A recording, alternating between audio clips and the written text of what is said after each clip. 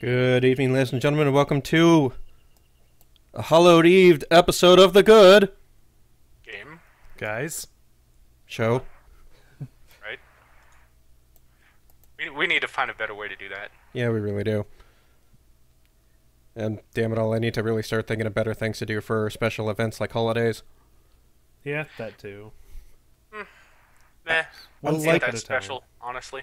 Dude, you take that back, man. Halloween is a fucking tradition that admittedly is slowly dying, but we can bring it back. Really? I think we really should. Of all the holidays that doesn't need to die off, man, Halloween needs to stay alive. I mean, it seriously is just like that one time of the year where we're actually allowed to give a shit about scary things. Meh. Yeah, we're too bad we're getting our asses kicked by companies who, decide let's have sales right after Halloween because it's never too early to shop for Christmas. Yeah. Right. See, look at that. Filthy wings on my side. Yeah, go Halloween. Halloween's awesome. Filthy? You mean fifth? Or fifth. Oh, shit. You Wow. Oh, he's filthy for the Halloween season. Right, okay. Gonna start coming up with, like, ghoulish names for people now. Learn to read, dude.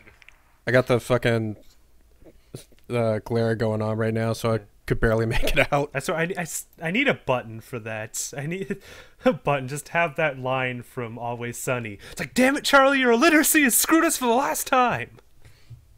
Oh, fucking It's A. too many moments. I never went with you guys, man. Come on. Cut me a little slack here. I'm usually here setting up the damn show. Hey man, if you want to win, do something worthwhile. Ugh. Fucking, Like learn to read. fucking ungrateful bastards. We just love poking fun at your illiteracy. Ungrateful bastards, all of you. That's funny.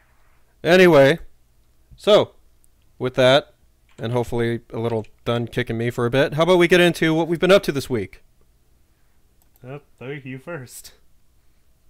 Well, shit. I was hoping to kind of just let you guys kind of write it for a little. I played a lot more Vermintide lately. Oh yeah? Oh, yeah. What was it? I've just been kind of hooked and just kind of steaming through it. Grinding a little bit here and there. In fact, let me go ahead and put up the current topic. Right. They patched that Cataclysm bug on that one level. That was You can't just stand up on the tower anymore. Okay, help me out here, because there's two exploits that I know of offhand. There's one on the black powder level, and then there's the other with the hammer, or not the hammer, the first level, which was on the horn. Yeah, I think it was Black Powder that I was talking about. Okay. Like I've been watching streamers pretty much consistently get disappointed by the drop rates on the hardest mode. You know, I don't blame them, because that's one issue I've been running into frequently is just getting like some pretty lackluster drops. Well, that's why they were exploiting that glitch in the first place. It's basically like, this is impossible to do without better stuff, but we're not getting better stuff without doing it. So, alright, well, whatever. Well, Exploit away, guys. It's there. It's there until they patch it. well, the one thing that I do at least like with playing on hard mode is that there's definitely a better chance of getting shit. I mean, yeah, you still gotta have your shitty rolls or whatever, but it's like Well, sure. knocked down to 1 or 2 at most. Well, sure, but that's why people were doing it on the Cataclysm mode, like the hardest mode. They were doing Black Powder because, like, the top 4 items were of legendary quality. Okay, alright, I see what you're saying now. And they would consistently get disappointed because they're still dropping greens, basically. See, my method so far has just been doing the sewer run on Nightmare. Which has still been getting me kind of okay-ish shit here and there. Like, nothing too terribly impressive, but at this point I think I can start smelting shit down to, like, higher grade. Because that's one of the things that kind of trades off with how often you'll get some of the repeating items. Best of luck with forging, dude. Yeah, I know. For those out there that don't necessarily know, the idea behind forging is that what you do is you take 5 items that you're willing to throw away, and then you basically trade them up for the next color, if you will, because it's based on, like, MMO color stacks. Right. So you could... There's a method to it where you can actually focus it down to one particular weapon for a class if you put Well, down if the you same... have 5 of those types of weapons to start with. Yep. I think you could also manipulate a little bit depending on how many items of a character you put in. don't know for certain, but I've seen it happen a couple times where, say, like I've decided to take mainly weapons, like duplicate weapons that I have of the soldier. Hmm. I put like about a maximum of 3 of them in, and the other 2 were of the bright wizard and the witch hunter, and I managed to craft myself something for the imperial soldier. Well, So right.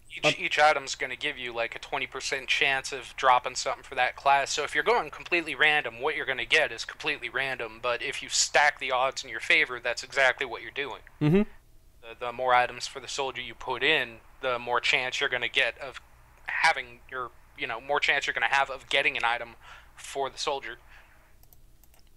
Is how I understand how it works. But I need to actually go for a bit. I will be back. all right, well, we're waiting on Doug to get back. Dan, so you've actually had a chance to play some Vermintide. What do you think so far? Well, by play some Vermintide, I got very little. I mean, someone gifted it to me when I got home yesterday, and I got a chance to play for about an hour, which ended up being me tweaking the mouse sensitivity and figuring out the controls for a bit before jumping into a game, which we lost the first mission twice because we had the suicidal dwarf. I mean, he did okay, but most of the time it's him going down first. And we're getting pretty far in. We got to the point, the first mission, where you have to set the powder keg charges to blow the gate down. Okay, yeah. As soon as we opened that, though, we got every single one of us got rampaged by a special.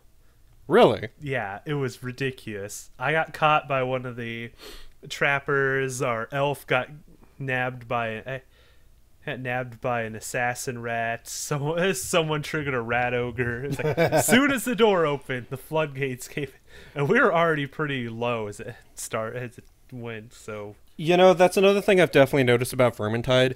Like, out of all the things with like Left 4 Dead clones and stuff out there, like the director and those games, yeah, they'll throw things your way, but Vermintide actively goes out of your way to say how much it fucking hates you.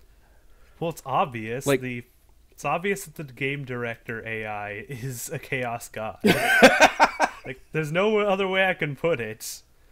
Just, Oh my it's gotta God. be Zinch. Yeah, it is Zinch. What are you talking about? Just as planned. Oh, Throwing ultimate dickery everywhere.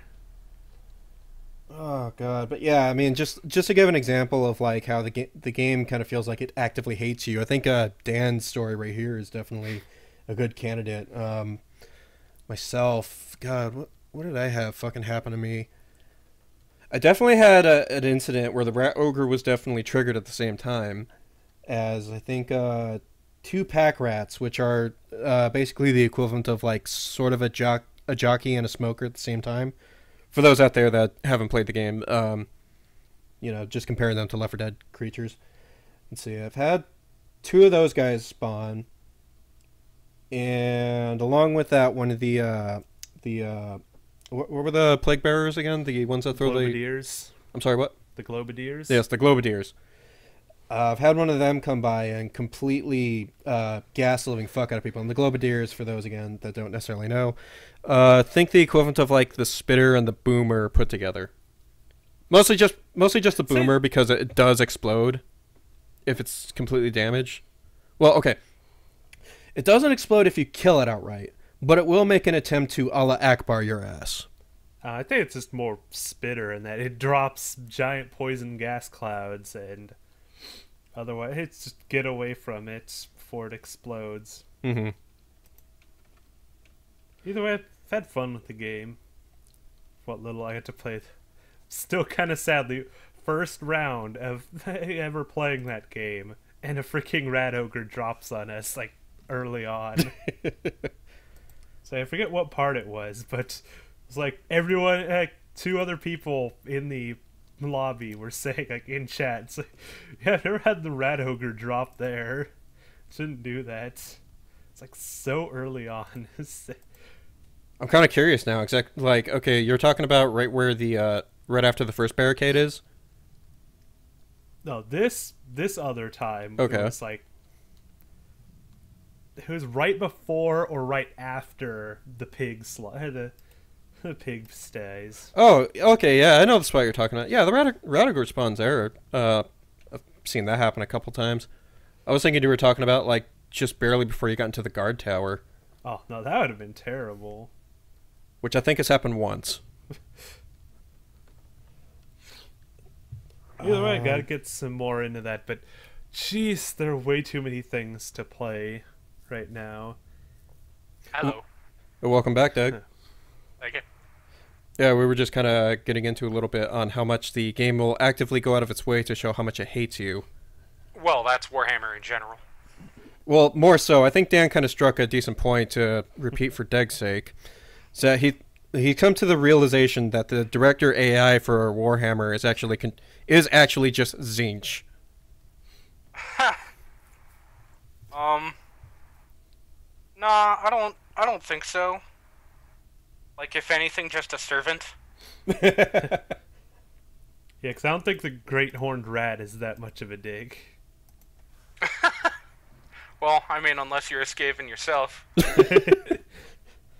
At which point your life kind of sucks. See, this is kind of why I want Deg to really join us more in Vermintide, because he could definitely walk us through a lot of the jokes within the fantasy.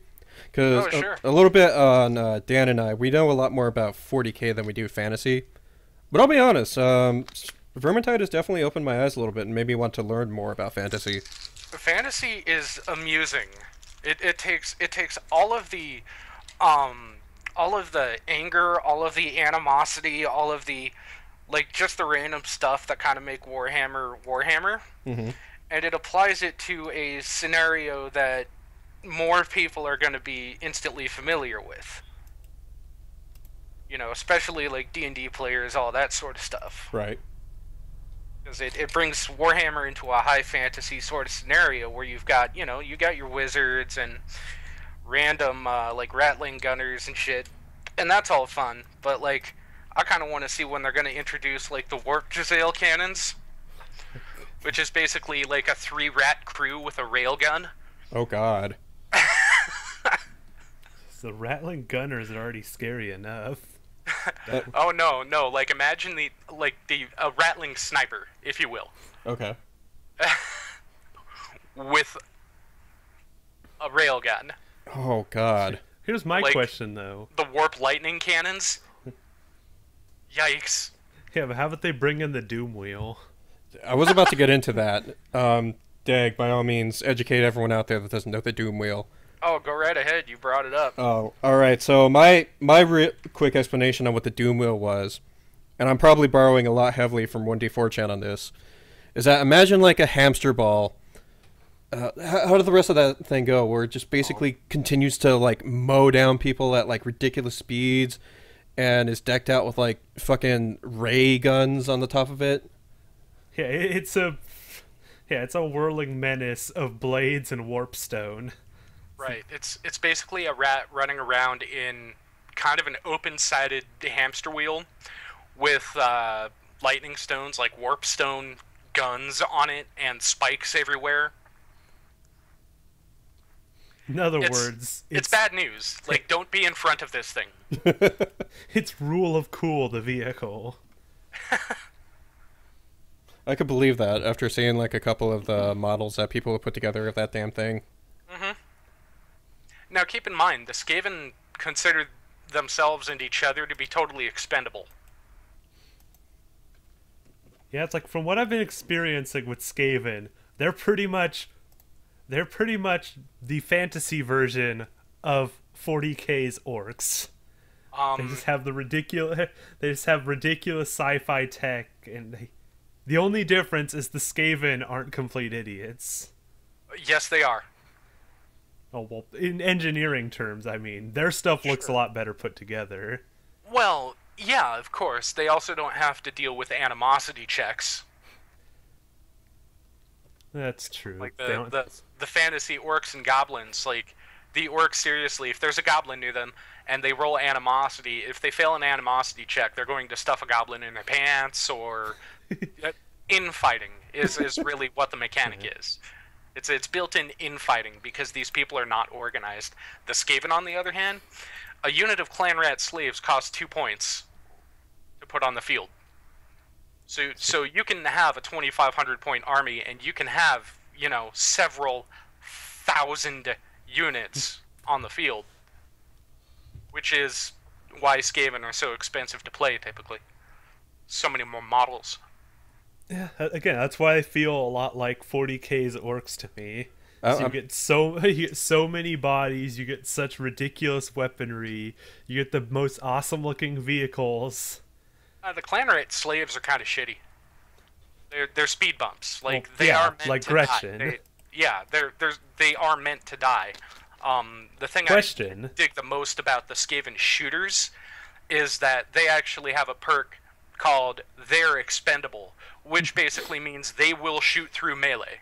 What? Oh God. Question. No other race does this. Do the Skaven use clan rats as ammunition? Not generally. Because I think that's the one difference. Is orcs will use smaller orcs as ammunition. Orcs will use goblins as ammunition, which is why goblins got to the point where they started building wing packs and shit. Like, if an orc just picks up and throws a goblin, 14 inches downrange, he better have a way to land.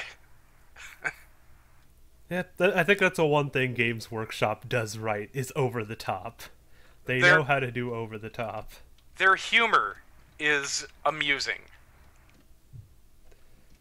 Sometimes the gameplay can get kind of stale. Yeah, that's kind of why Warhammer Fantasy Battle died. They weren't getting players, so they decided to go Age of Sigmar. Right. Well, I mean, Fantasy had base units, so you were expected to have, ranks and files of units as opposed to just having squads. Yeah. And that was the big killer of Warhammer Fantasy, is that they tried to take, like, medieval European-style army formations. Mm-hmm. And apply them to a whole bunch of... Like, I understand the Bretonnians fighting in rank and file. I understand the Empire fighting in rank and file. But the Skaven? No. The Skaven would never rank and file. Neither would orcs and goblins. Okay, I actually had a question when I was learning about Bretonnians, was it again? Yeah, what honestly is the difference between them and the Empire? Stupid hairdos and cheese. Okay, what kind of cheese are we talking about? Tell us how you feel, Dag. I really can't, honestly. I was never really into either. I was more of a Skaven player myself. So I enjoyed having expendable troops. It's like, yeah, I lost, but these guys were meant to die. So you don't mean cheese as in the edible sense, you mean cheese as in the Eldar and Tau sense. No, I meant basically England versus France. Okay. Huh. Interesting. So I mean, as far as gameplay is concerned, on the Empire side, you're going to have massive infantry blocks, a whole bunch of rank and file dudes just pressing forward continuously, while, of course, screaming out for the Empire.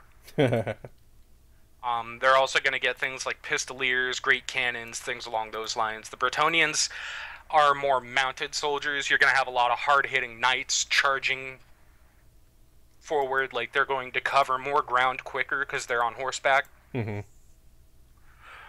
You'll get things like Pegasus Knights, which travel even further. Interesting. As far as, like, competitivity...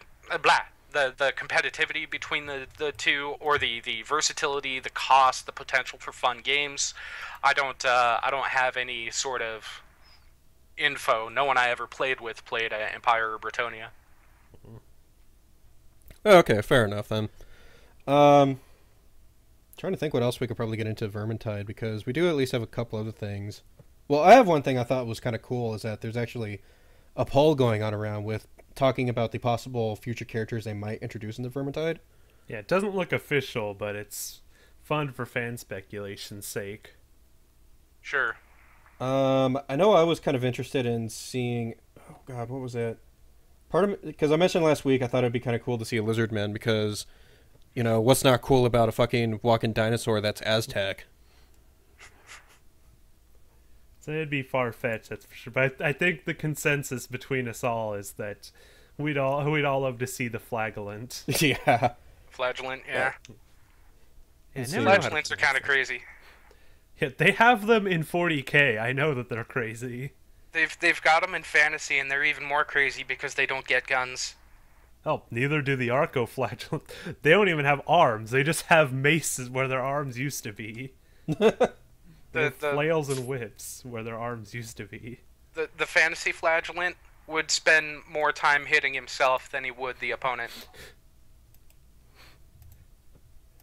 Oh God. Like think of like the most psychotic, crazy person you can conjure up, and then make them a masochist. The dog apparently is freaking out about that, it seems. Yeah, fucking dogs. I can't do anything about it. Nah, that's cool. But anyway, yeah, just to kind of go through the rest of this list, was there anything in particular that you guys were seriously hoping would kind of make it in? Like, my vote was the Lizardmen. I want to see the White Wizard.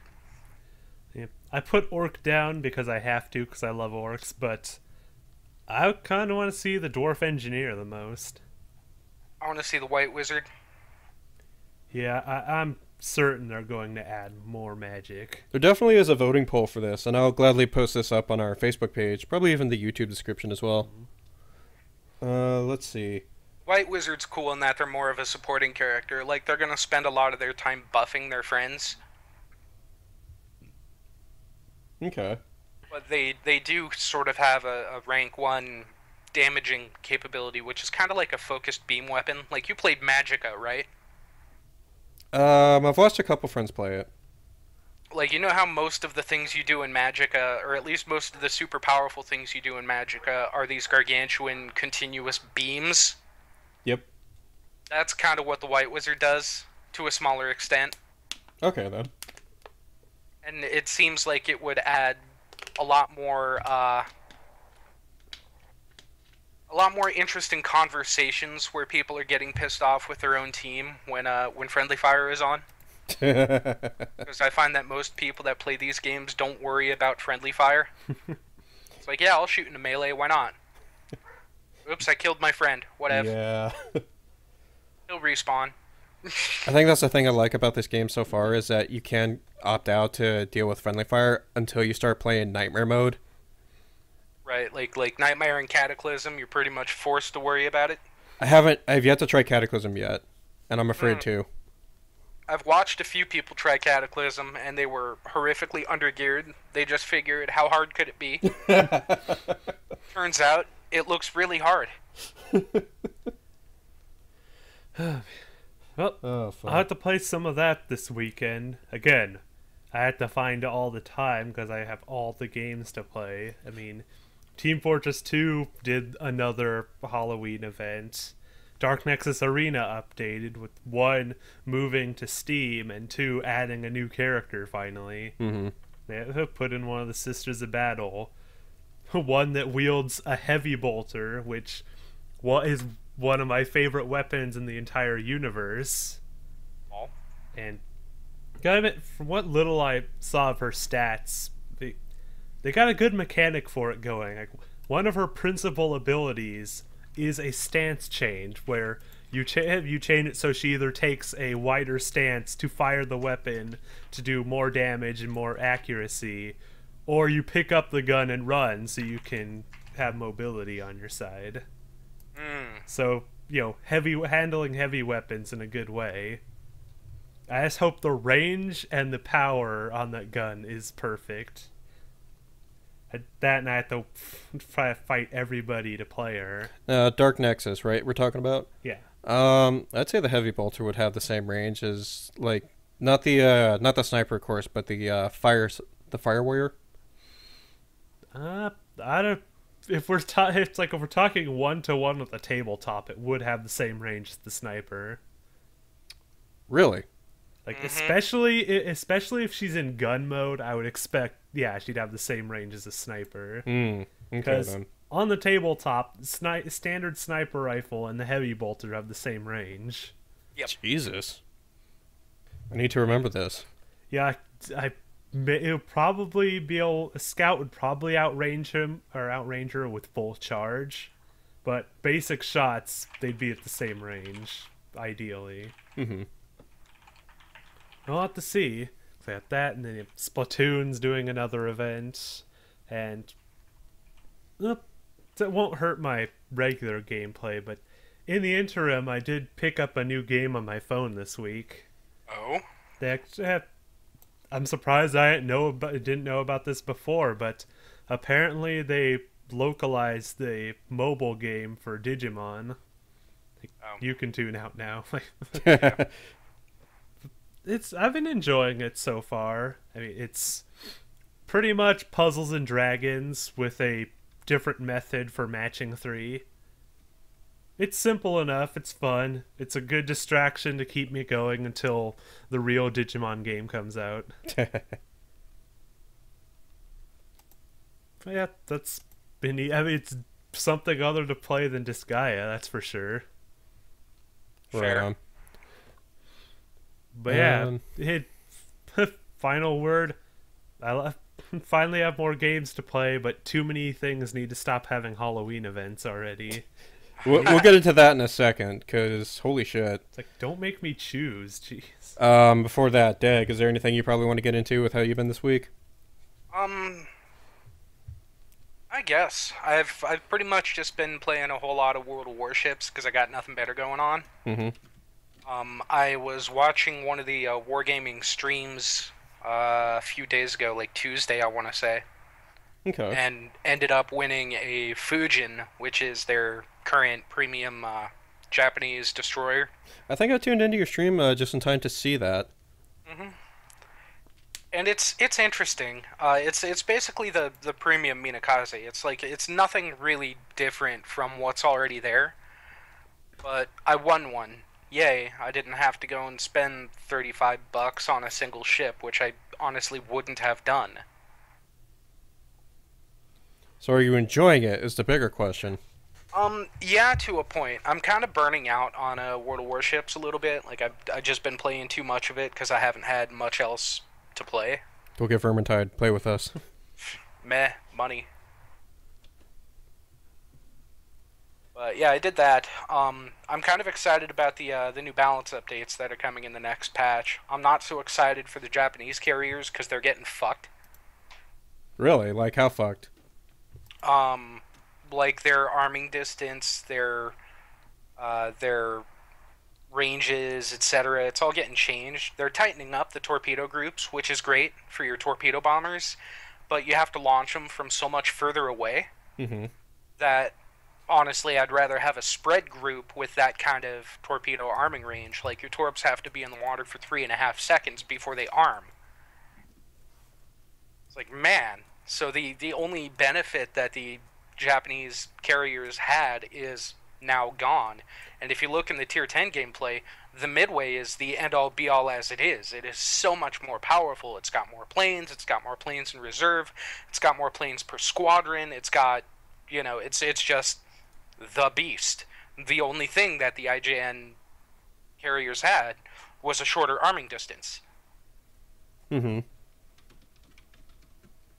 Wasn't part of the issue, though, is that a lot of those Japanese carriers were actually a bit on the overpowered side? Because those were definitely the one things I was cursing at an awful lot.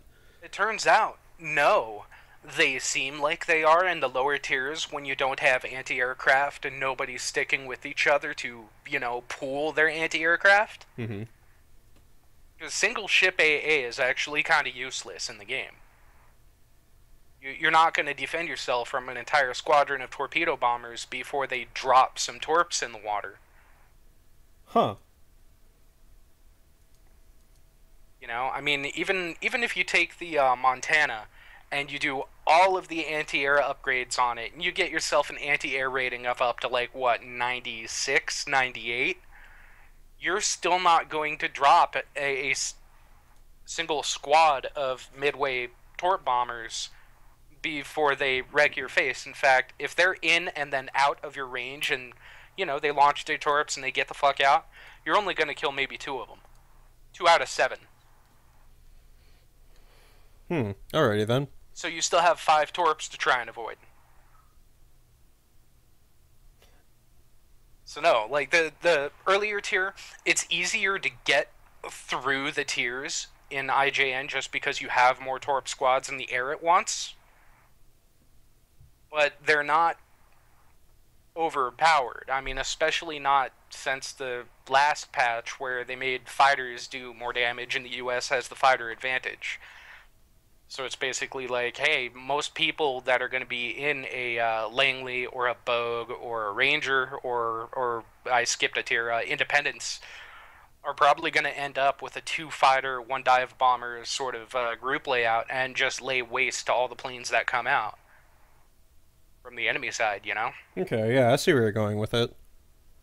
Like the U.S. carriers are all about air domination, which sucks. It's not enough of a reward. You don't get a lot of points for shooting down airplanes,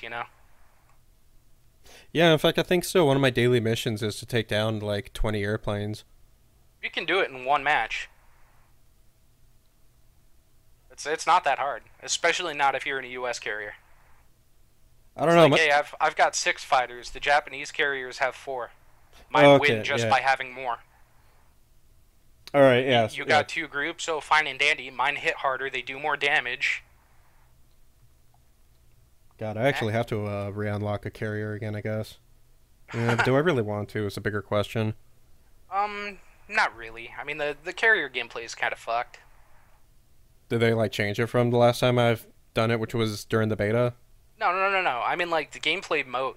I don't play World of Warships to play real-time strategy. If I want to play an RTS, I'll play StarCraft or Command & Conquer or something. Okay, yeah, I get you. Like, I was just wondering if they actually did anything to improve it since the beta, which is like the only time I ever bothered touching the carriers. They improved it as far as responsiveness. Like, when you click on the map, it actually does things now. Mm-hmm. As opposed to previously, sometimes in the beta, you would highlight your group and try and send them somewhere, and they just wouldn't go. Yeah. You'd have to, like, spam click, which ended up highlighting that sector of the map for your team, which gets super annoying with, with low-tier carriers, but they sort of did away with that, so you don't really have to do that anymore. Right on. It looks like Seawall's apparently saying out there RTS is the best gameplay. Yeah, it's fun, but I don't know. I think I have to side with Dag. I wouldn't really want to play it in fucking World of Warships. Right. I mean, especially not since destroyers are just so amusing. Destroyers are so amusing in this game. Like, you have to be really good to make a destroyer work for you. But they're fast as hell. And they turn really quick. They don't really have shit for guns on the Japanese side. That's the US type. But still, it's really, really amusing how quickly you can get yourself into trouble in a destroyer. Mm-hmm. And trouble's the only reason to play a game like this. Like, being timid and hanging out and, like, trying to do the right thing at low tiers, you're gonna get fucked. Yeah, fair enough. Was there anything else that you wanted to touch up on? Not really. That's pretty much all I've been up to. Alright, fair enough. So why don't we go ahead and get straight into the whole Halloween situation, because, damn, a lot of shit's going on this year. That's going on always. Like, it's this isn't anything new. Games run Halloween events. This is sort of expected.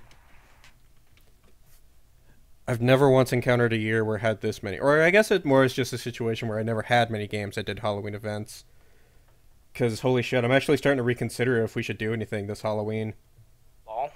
I wish I was lying, folks, but fucking A, like, I have like a list right here just talking about some of the many different Halloween events, and it's another thing I'll post up on our Facebook, on the YouTube description as well, so everybody else can take a look at it to see what's going on this year. Sure. But there's probably only 5 of them I'll get into just because I have the most experience with them. All right. Was there any in particular that you wanted to talk about, Doug? Not really. Not really. I don't really play any of these games anymore. Dan, I know you mentioned TF2. That's definitely one of them I'm trying to work around myself. Yeah, I was kind of surprised. Apparently, Team Fortress 2 pulled not one but two Halloween events out of them. Like, the first was an event made entirely of community-created content based around an invasion theme. So you got a bunch of new alien-themed cosmetics, 4 new maps, one a reskin of 2 Fort to look quarantined and abducted, but yeah, it wasn't much to that, which is kind of why I was disappointed with this year.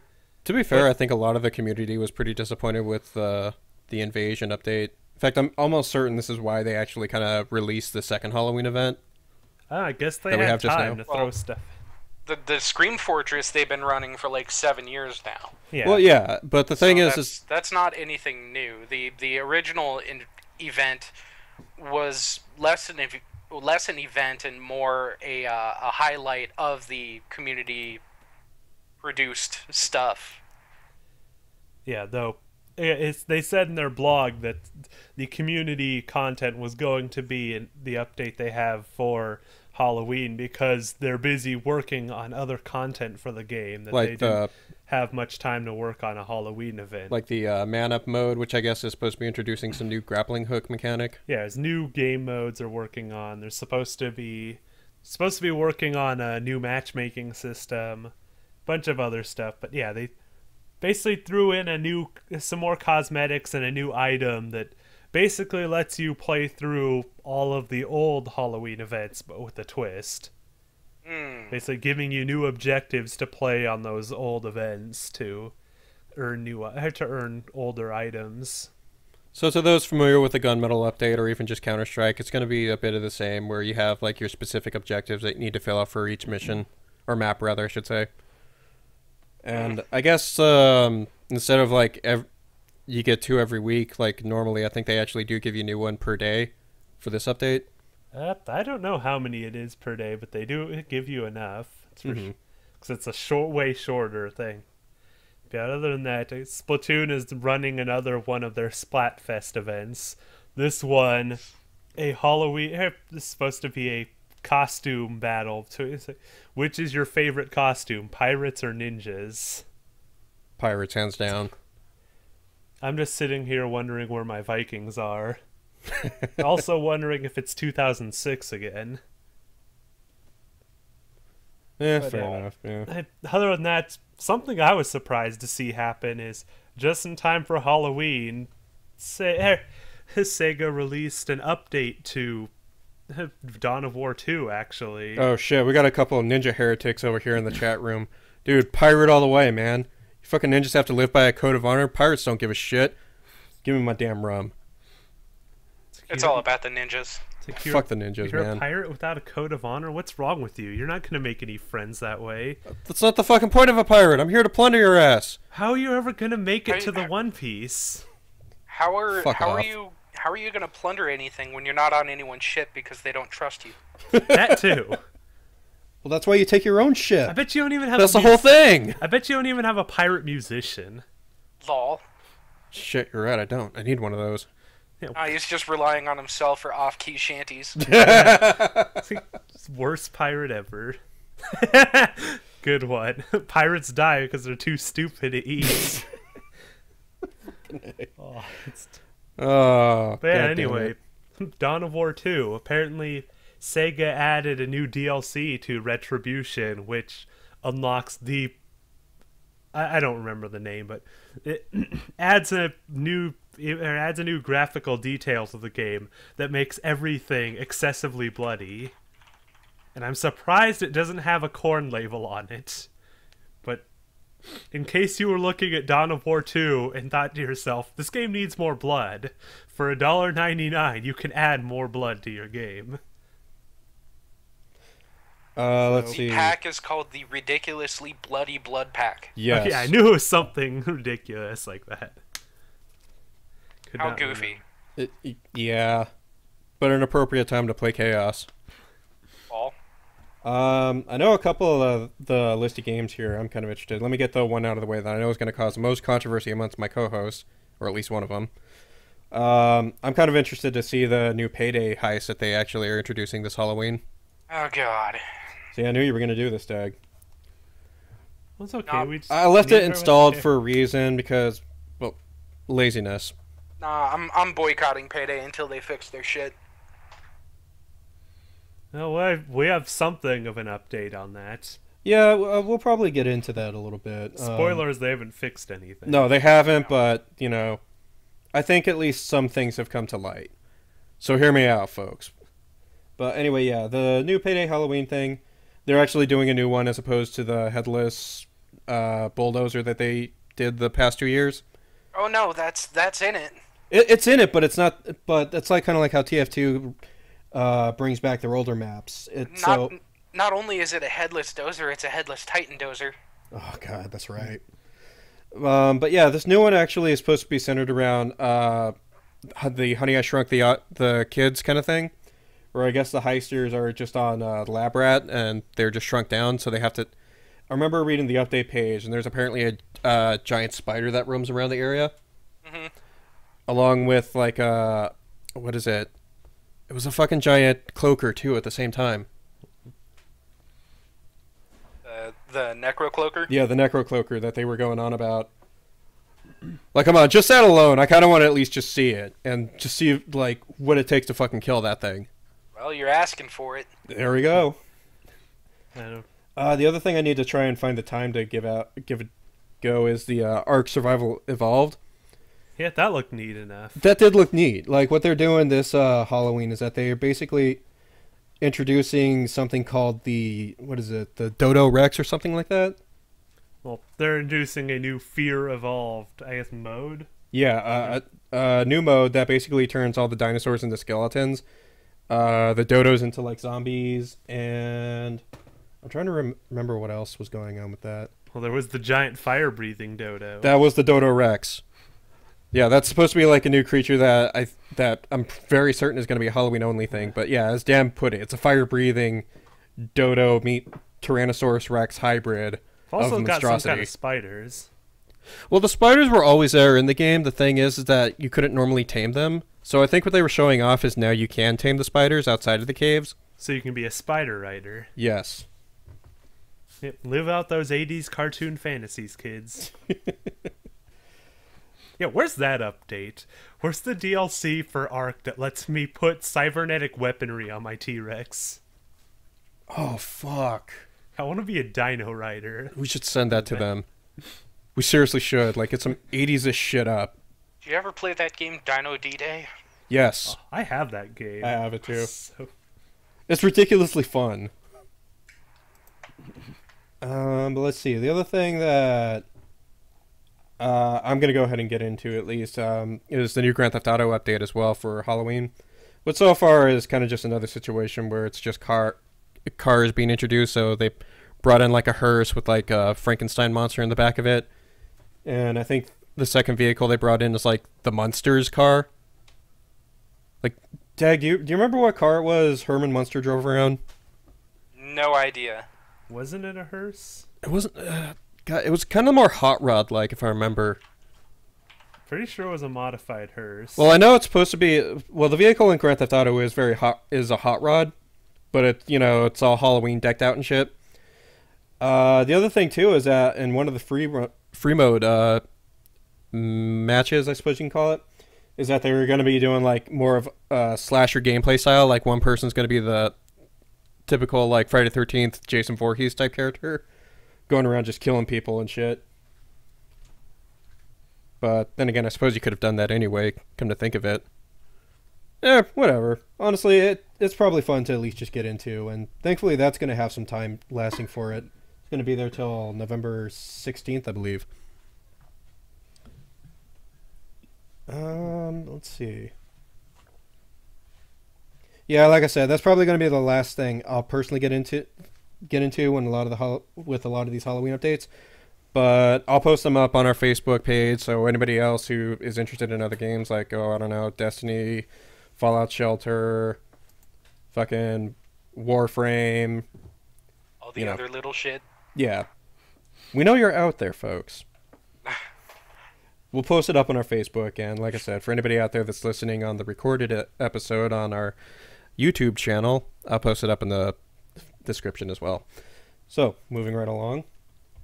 This is news that's getting me very fucking happy. Oh? Well, yeah, because, okay, you remember how fucking devastated I was to learn that CCP completely, like, shut down all productivity on the World of Darkness MMO, right? Uh-huh. Well, here's the cool thing. Paradox straight up bought most of... I forget if it's straight up the rights to the World of Darkness series, or if they bought White Wolf as a whole. Paradox Interactive has bought White Wolf and all properties from CCP. Okay. So that's the thing that kind of gets me going. Like, I think the other thing that White Wolf has ever done is... Exalt, I think? So I don't know much about that, to be honest with you. They did a whole bunch of stuff. Like, White Wolf brought you Vampire the Masquerade. They got Mage the Ascension. Werewolf. They gave you Hunter the Reckoning. Etc. etc. Like, no, of course. And that's always been the stuff that's gotten me. Like, the whole World of Darkness series, which includes a lot of what you just named off right there, Dag. You know... I'm just glad to finally start seeing some more vampire, or potentially more vampire games to come out. In fact, maybe even just the hope that that MMO will come to fruition. Well, I mean, they purchased everything, so I mean, they've got everything that CCP had worked on up to this point. As to whether or not it's actually going to be produced with the information with the data that's already there or not, is an entirely different story. Mm-hmm. I'd be willing to guess that Paradox is likely just going to take the IPs and run with them. Yeah, I'd believe do their own thing. Okay. I don't see it in the near future, but I could see them coming to bat with a sequel to Vampire the Masquerade. Right, but we're probably not going to see that for between 4 and 6 years. Yeah, I don't see them doing anything soon. Honestly, I'll gladly wait. Hell, maybe we'll even see some updated rules for the actual tabletop game in itself to maybe actually have something of a decent rule system. This is the slight bitter me of the old World of Darkness. Before anybody corrects me on the whole new World of Darkness thing, fuck off.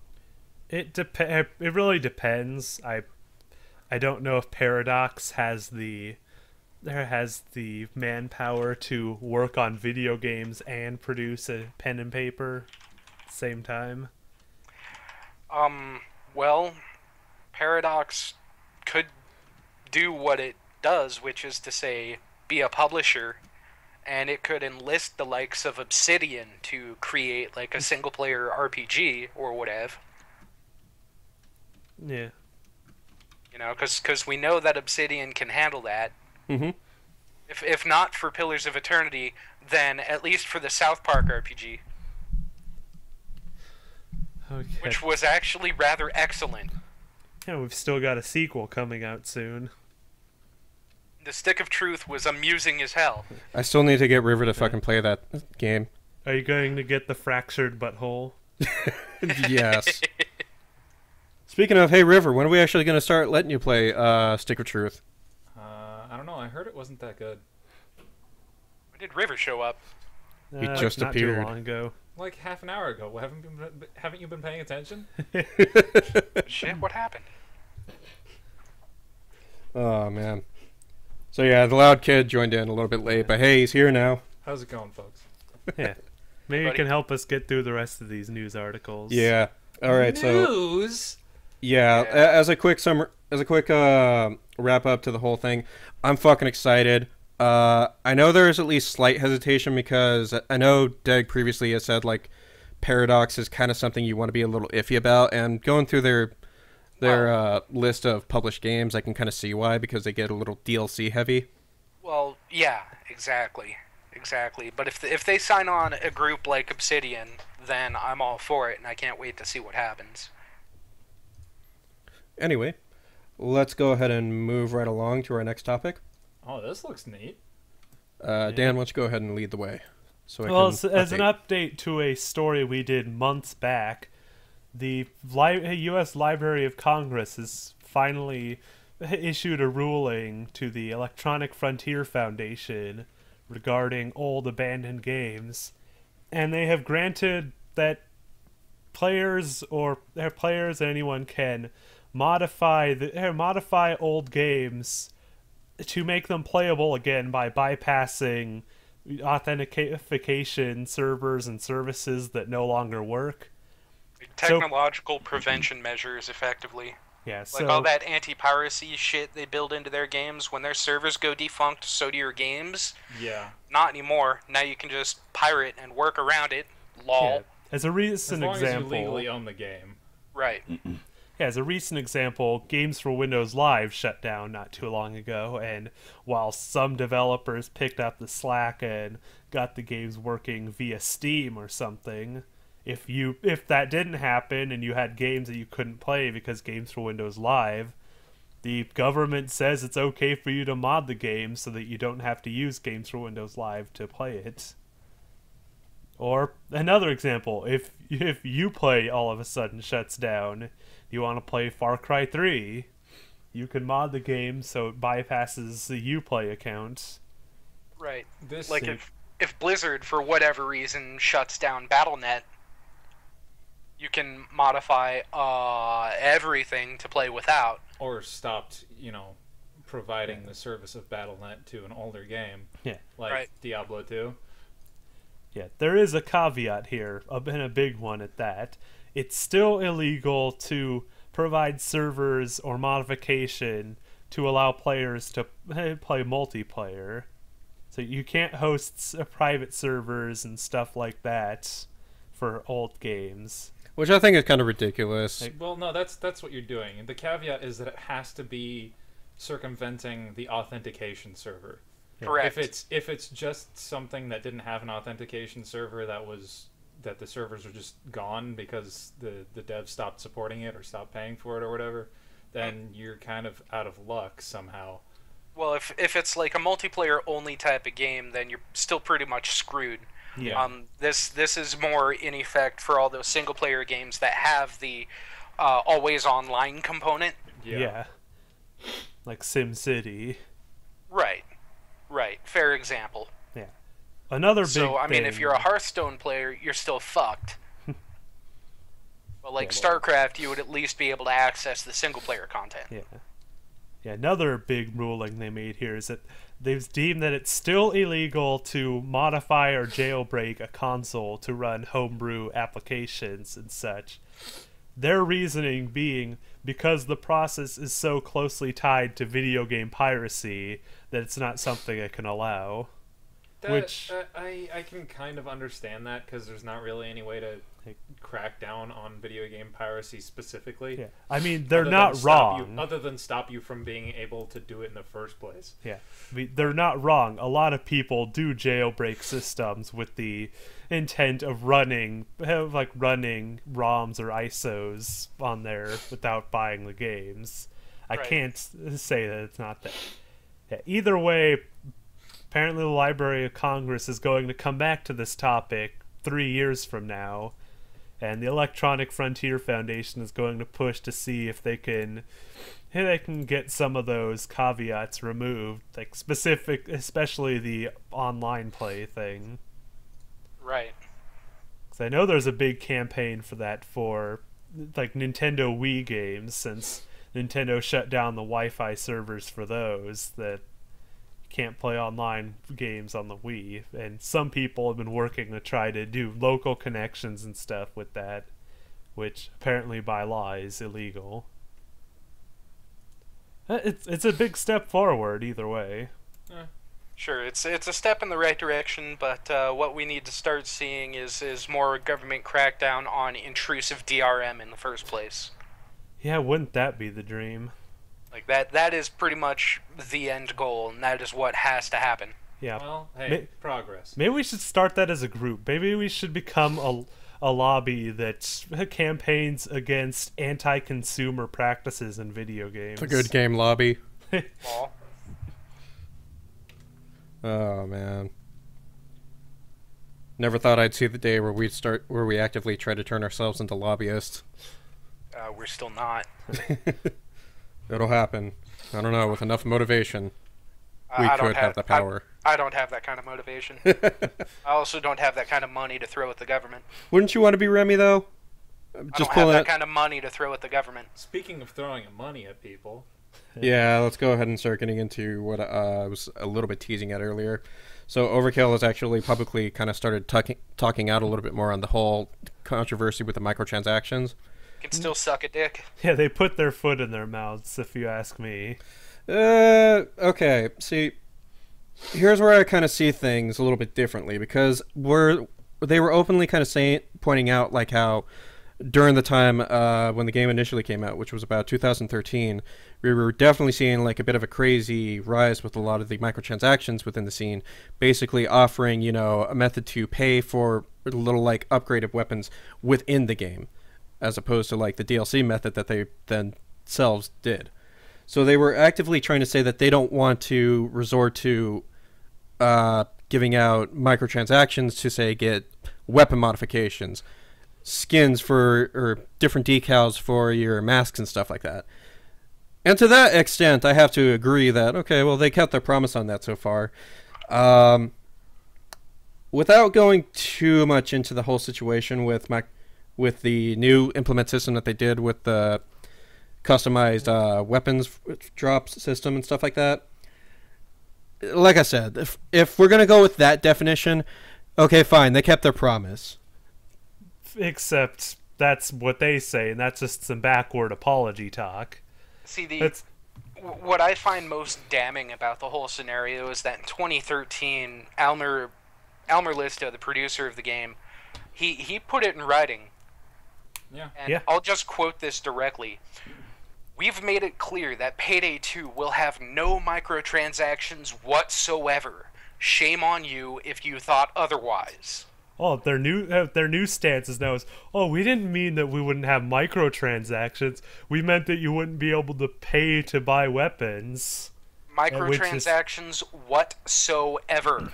Again, which is I guess I'm not defending them. It's a bunch of bullshit. It's a bunch of It's a backwards bunch of apology damage. talk. Yeah, It's what we've talked about before, where at the time it seemed like they could definitely back that statement up, and then as time went on, they realized, oh, we kind of need to do this because otherwise we can't pay our people. Well, yeah, because that's also the other issue that they point out in this article as well, is that say that originally when they first started up, they were a 25-man team.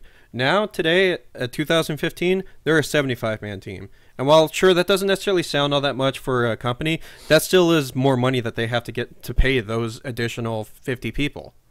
Well, sure.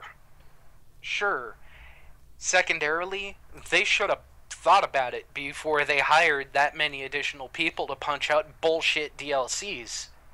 Yeah, that, and you know what the worst part of this is to me? They have an excuse. It's just not a good one. Yeah, they actually mentioned that they actually mentioned as a fact that they blame the media for the backlash on this.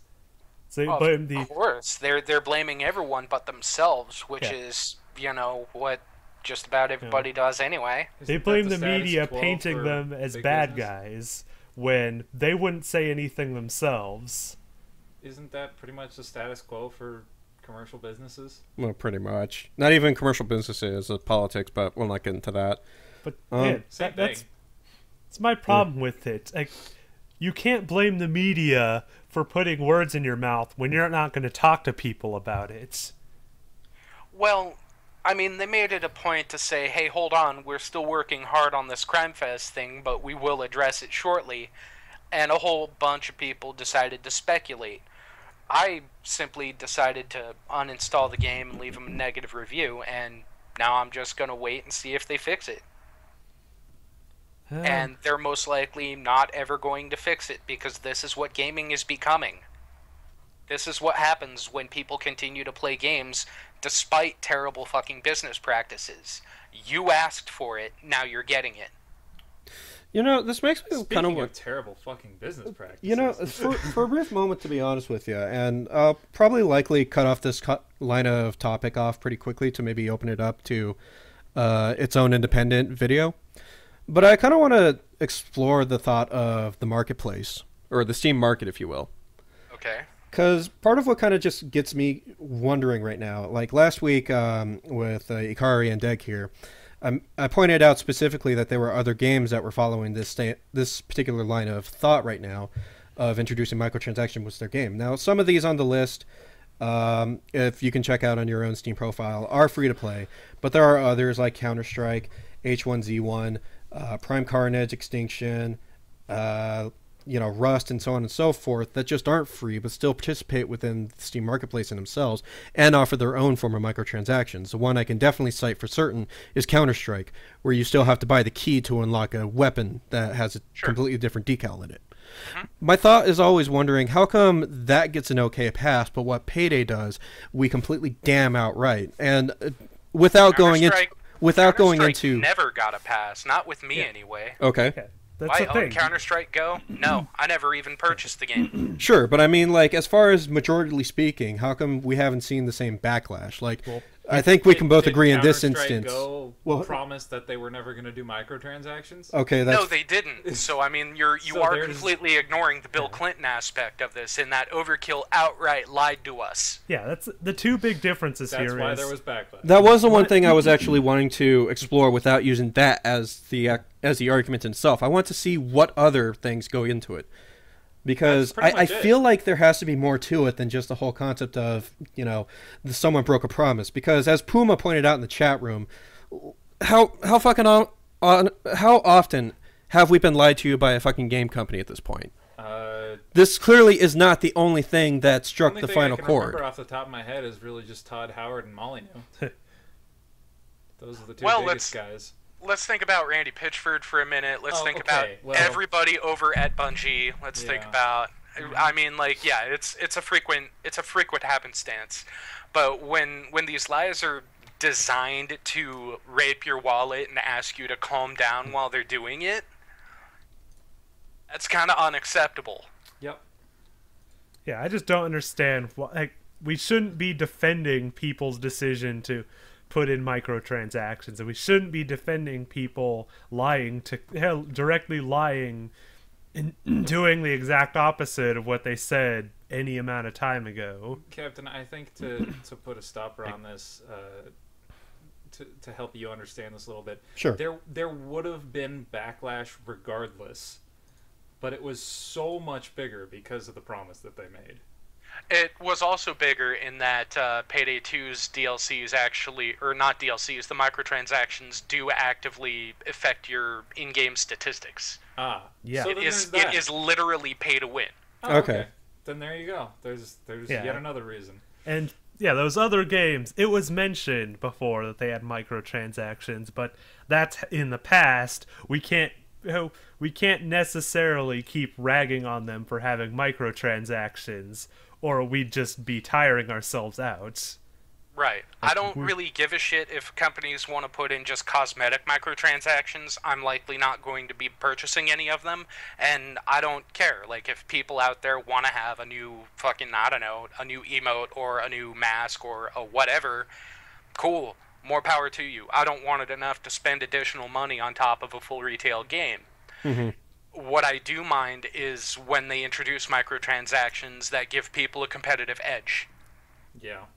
In that now you must pay for these particular items to stay at the same competitive level as anybody else that has dumped money into it. Yep. I think we. That is where I draw the line. Okay, now I'm trying to recall, at least back when TF2 sort of did this themselves when they first introduced the drop system. I'm trying to recall correctly if there was this much of a backlash to it. Like, I understand the points that everyone's making right now.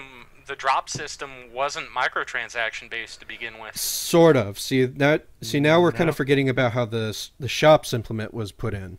Yeah, originally the drops were random, like, aesthetic stuff. Yeah. Well, it was even random stat-based stuff based upon, like, your God, I don't have a better term, so just like your in-game experience level, if you will.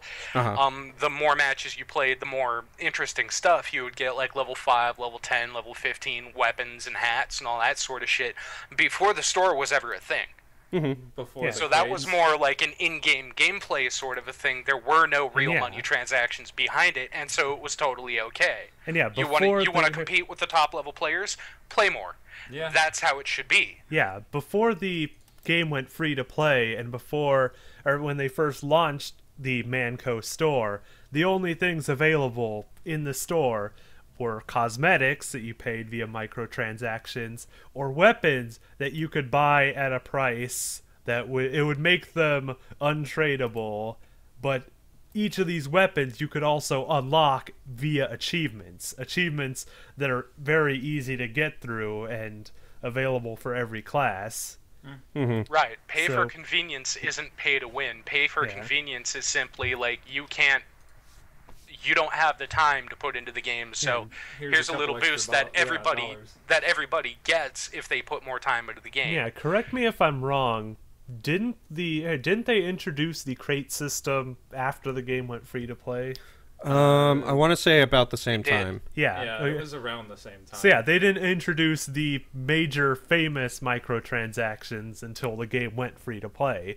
Yeah. In which case, yeah, it's perfectly fine to have microtransaction cosmetics and assistance items in a free game. Okay. You got to make your money. Yeah, no, okay. We've been talking about this for a long time. Yeah, like I said, I wanted to kind of make the whole discussion on the Steam Marketplace a bit short, and, you know, I want to explore this later on, but I think the show itself probably isn't the proper venue to really go into it. We'll likely create our own video getting more into the whole concept of Steam Market at this point. Sure. Because I think it really is something that needs to be fully addressed, especially after the wake of Payday 2. There are a ton of individual examples, so we'll have to pair through all of the available data. Some of them are doing it right, some of them are doing it wrong. Sure, yeah, fair thing. And we can get into that someplace other than our weekly show. So, right. with that said, we'll go ahead and leave this off for now. Put a pin on it, but for the most part, here's kind of how we feel on the whole Payday situation. Most of us still kind of disagree.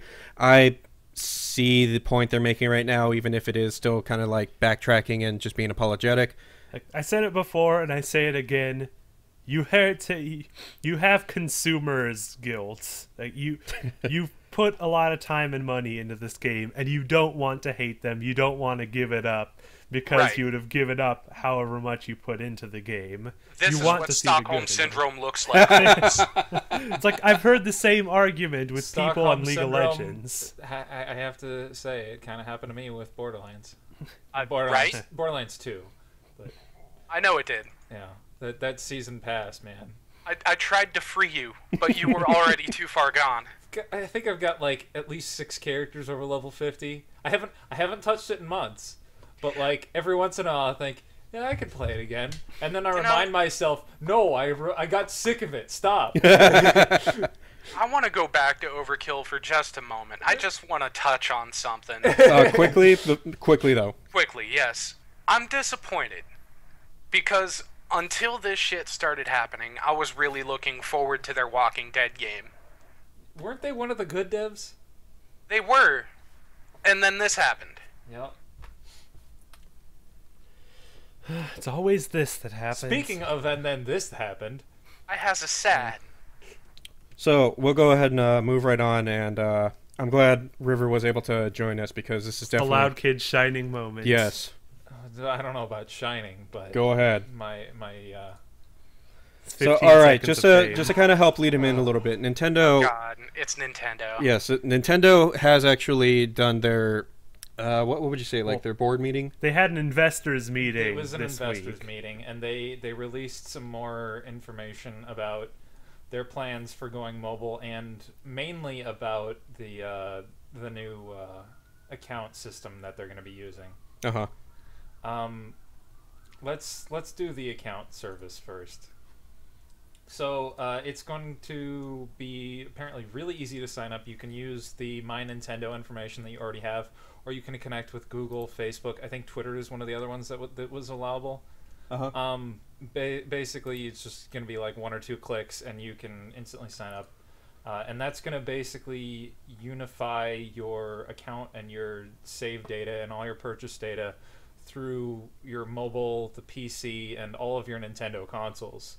So you could very easily purchase something on your phone, and it'll start downloading straight to your Wii U. Along with that, they're going to reinstate a lot of the older Club Nintendo bonuses, where you'll earn where based on some sort of a merit or reward system for how active and how much you purchase you are, you'll get benefits such as little figurines or other little physical goodies that they might allow that they might create. Yeah, this is where I'm the most interested, because if I can earn points by playing and buying games, if I can get content for those games by playing them, then I would love that. Especially when it comes to Super Smash Brothers, because geez, they went crazy at the DLC on that. Yeah, and not only is there going to be the original physical merchandise that they're going to come out with again, finally. There's also you could also earn extra digital content like skins for your 3DS home, and possibly some other downloadable games. And then they're also going to offer some discounts It's like on just general purchases. again, that's the part that interests me more. 'Cause just the potential of being able to play the game to be able to purchase more content for that game. Yeah, through points, which seems very possible with this. It's like the more you play, the more content you get. That would be amazing. I've seen this before. It's Where did I see this already? It's something that they were testing out with a game called Rusty's Real Deal, I want to say. Yeah. It was a collection of baseball themed mini games, possibly other sports too, where basically you got little demo versions of each of the mini games, and the better you performed and the more you played the demos, the better deal you could get on purchasing the full version of those.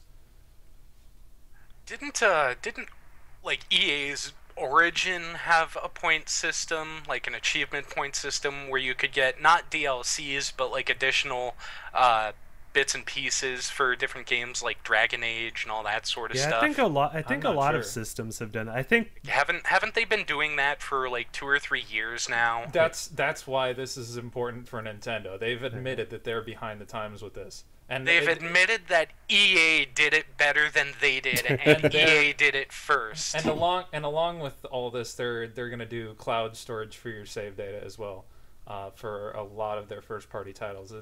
There wasn't specifics on that, but they're going to finally have that.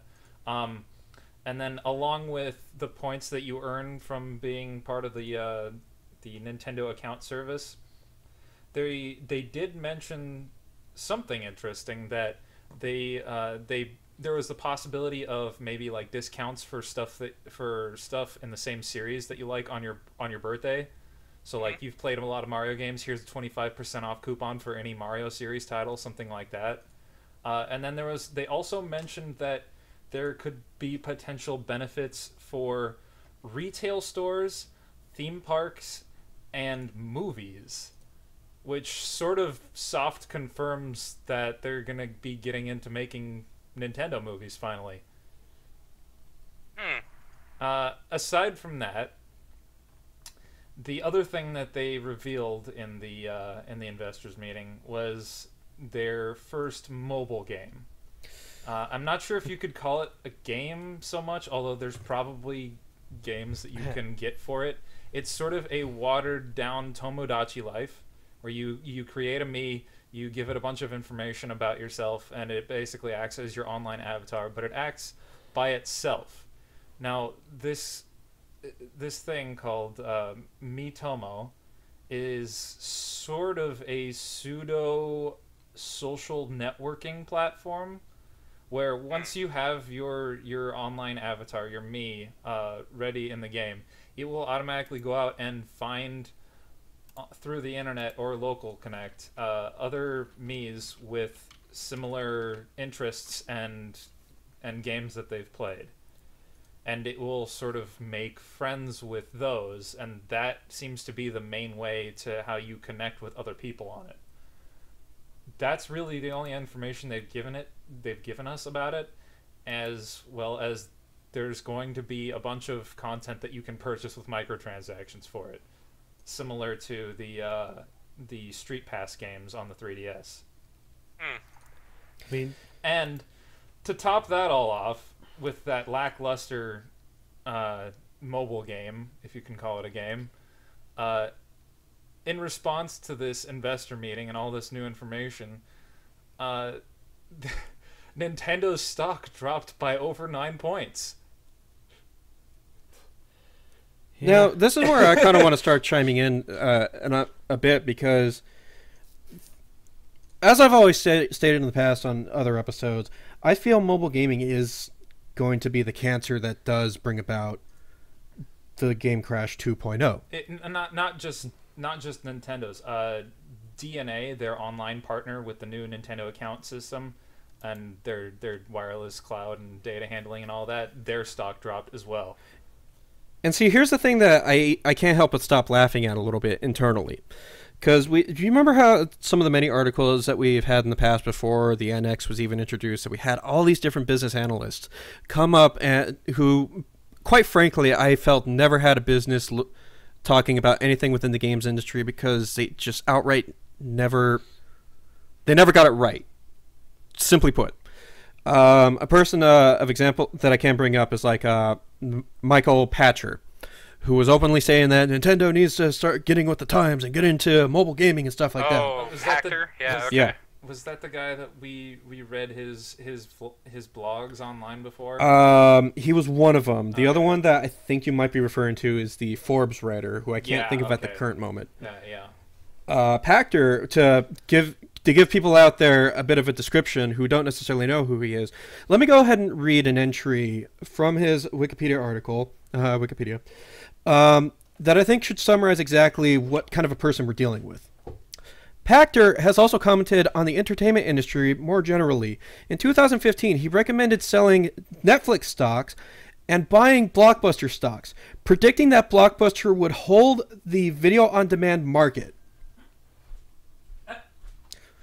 To be fair, you shouldn't have been wrong. Blockbuster really fucked up when they had the chance to buy Netflix. Everyone saw that decision as a no-brainer. Mm-hmm. He shouldn't have been wrong. All I can but say... he ended up being so. Blockbuster fucked the pooch. Yeah. Now, like I said, getting more into it, this is the kind of person that we're looking at. And being a former Blockbuster employee, ask me off air, I'll tell you what that's like, but that's a side note. And this is one of the people that constantly keeps going out, that, like I said, has been constantly going up to, making up their articles saying that, oh, Nintendo should go into the mobile gaming and get with 2015. And here we are, seeing Nintendo do exactly just this, getting into 2015. And look at what fucking happens. Well, the issue with this is I think Nintendo felt pressured to rush into it. And that's the feeling that I got from this whole year from them, was that they felt like, shit, we got to get this stuff out now because we're slowing down, we're falling behind, and they ended up rushing everything, and it turned out not Nintendo. Yeah, I think you're both missing a big point here. One is that before Nintendo can jump into the mobile market and create the next Angry Birds, not saying they will, but saying if they want to, they have to start somewhere. Yeah. This is basically the first step in the mobile market. This Miitomo project, it's designed for, like, one, there's a big Japanese niche of people who are too shy to socialize. Oh, absolutely. And this need is to find great, people. Japan. But this is a big thing right here. Is it's a system designed to build a social network for Nintendo. So to build a community of gamers who can all play together and have friends lists who can play games with each other and show off games they've been playing and advertise these products for Nintendo. The second point to be said here is people are dumb. Especially speculators. Oh, yeah. When people were expecting Nintendo to go into the mobile market, like an article I said that shared the same disappointment in an op-ed, saying that they were excited to see a Mario Kart game show up on mobile. Again, people are dumb. The people who want Nintendo to put games on mobile are the people thinking that Nintendo is going to put Super Smash Brothers, Zelda, Pokemon onto a mobile device, and that's just not going to happen. I wouldn't say that, because one of the other things they mentioned in the investor meeting was that when going into their new platform NX and mobile, there was a slide that specifically said they're not going to withhold any IPs from their new well, frontiers. I'm not saying IPs, but people are expecting core Mario and Pokemon and Zelda games on mobile, and that's just not going to happen. Historically, no IP has ever released a core game exclusively on mobile. It just doesn't work that way. In fact, even to kind of like back up your point a little bit, didn't Sega attempt to do this with their Sonic franchise and fail? Aren't they still doing Pretty it? sure. Well, they tried it when Sega still had hardware in the market, like the Genesis and subsequently the Game Gear. Mm-hmm. Nobody paid the Nomad any mind. Yeah, I watched a good video this week detailing the problem of trying to get core games onto the mobile device, and that's the problem. The way the mobile devices are designed, you're never going to have a core video game experience there.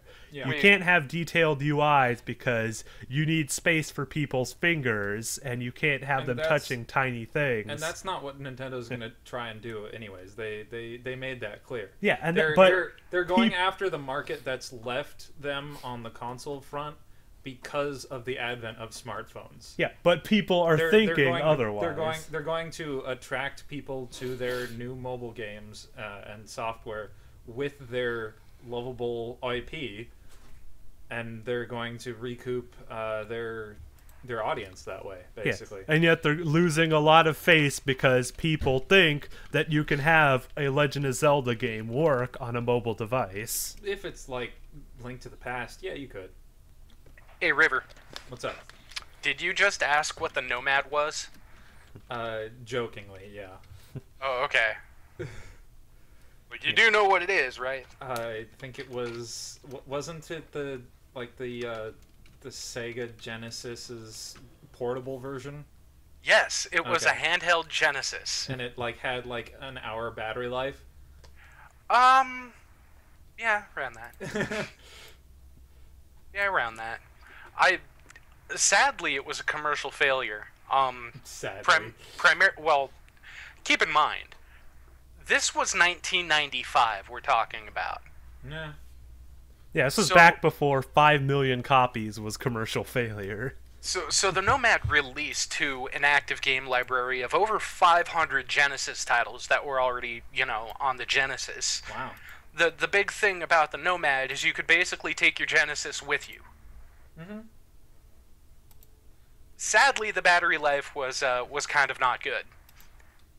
But everything else was just fine. The screen was large enough. It had the built-in 6-button controller. Everything was great about the Nomad, except, of course, for the battery life. Was there multiplayer available? Was there, a tap where you could connect two of them together?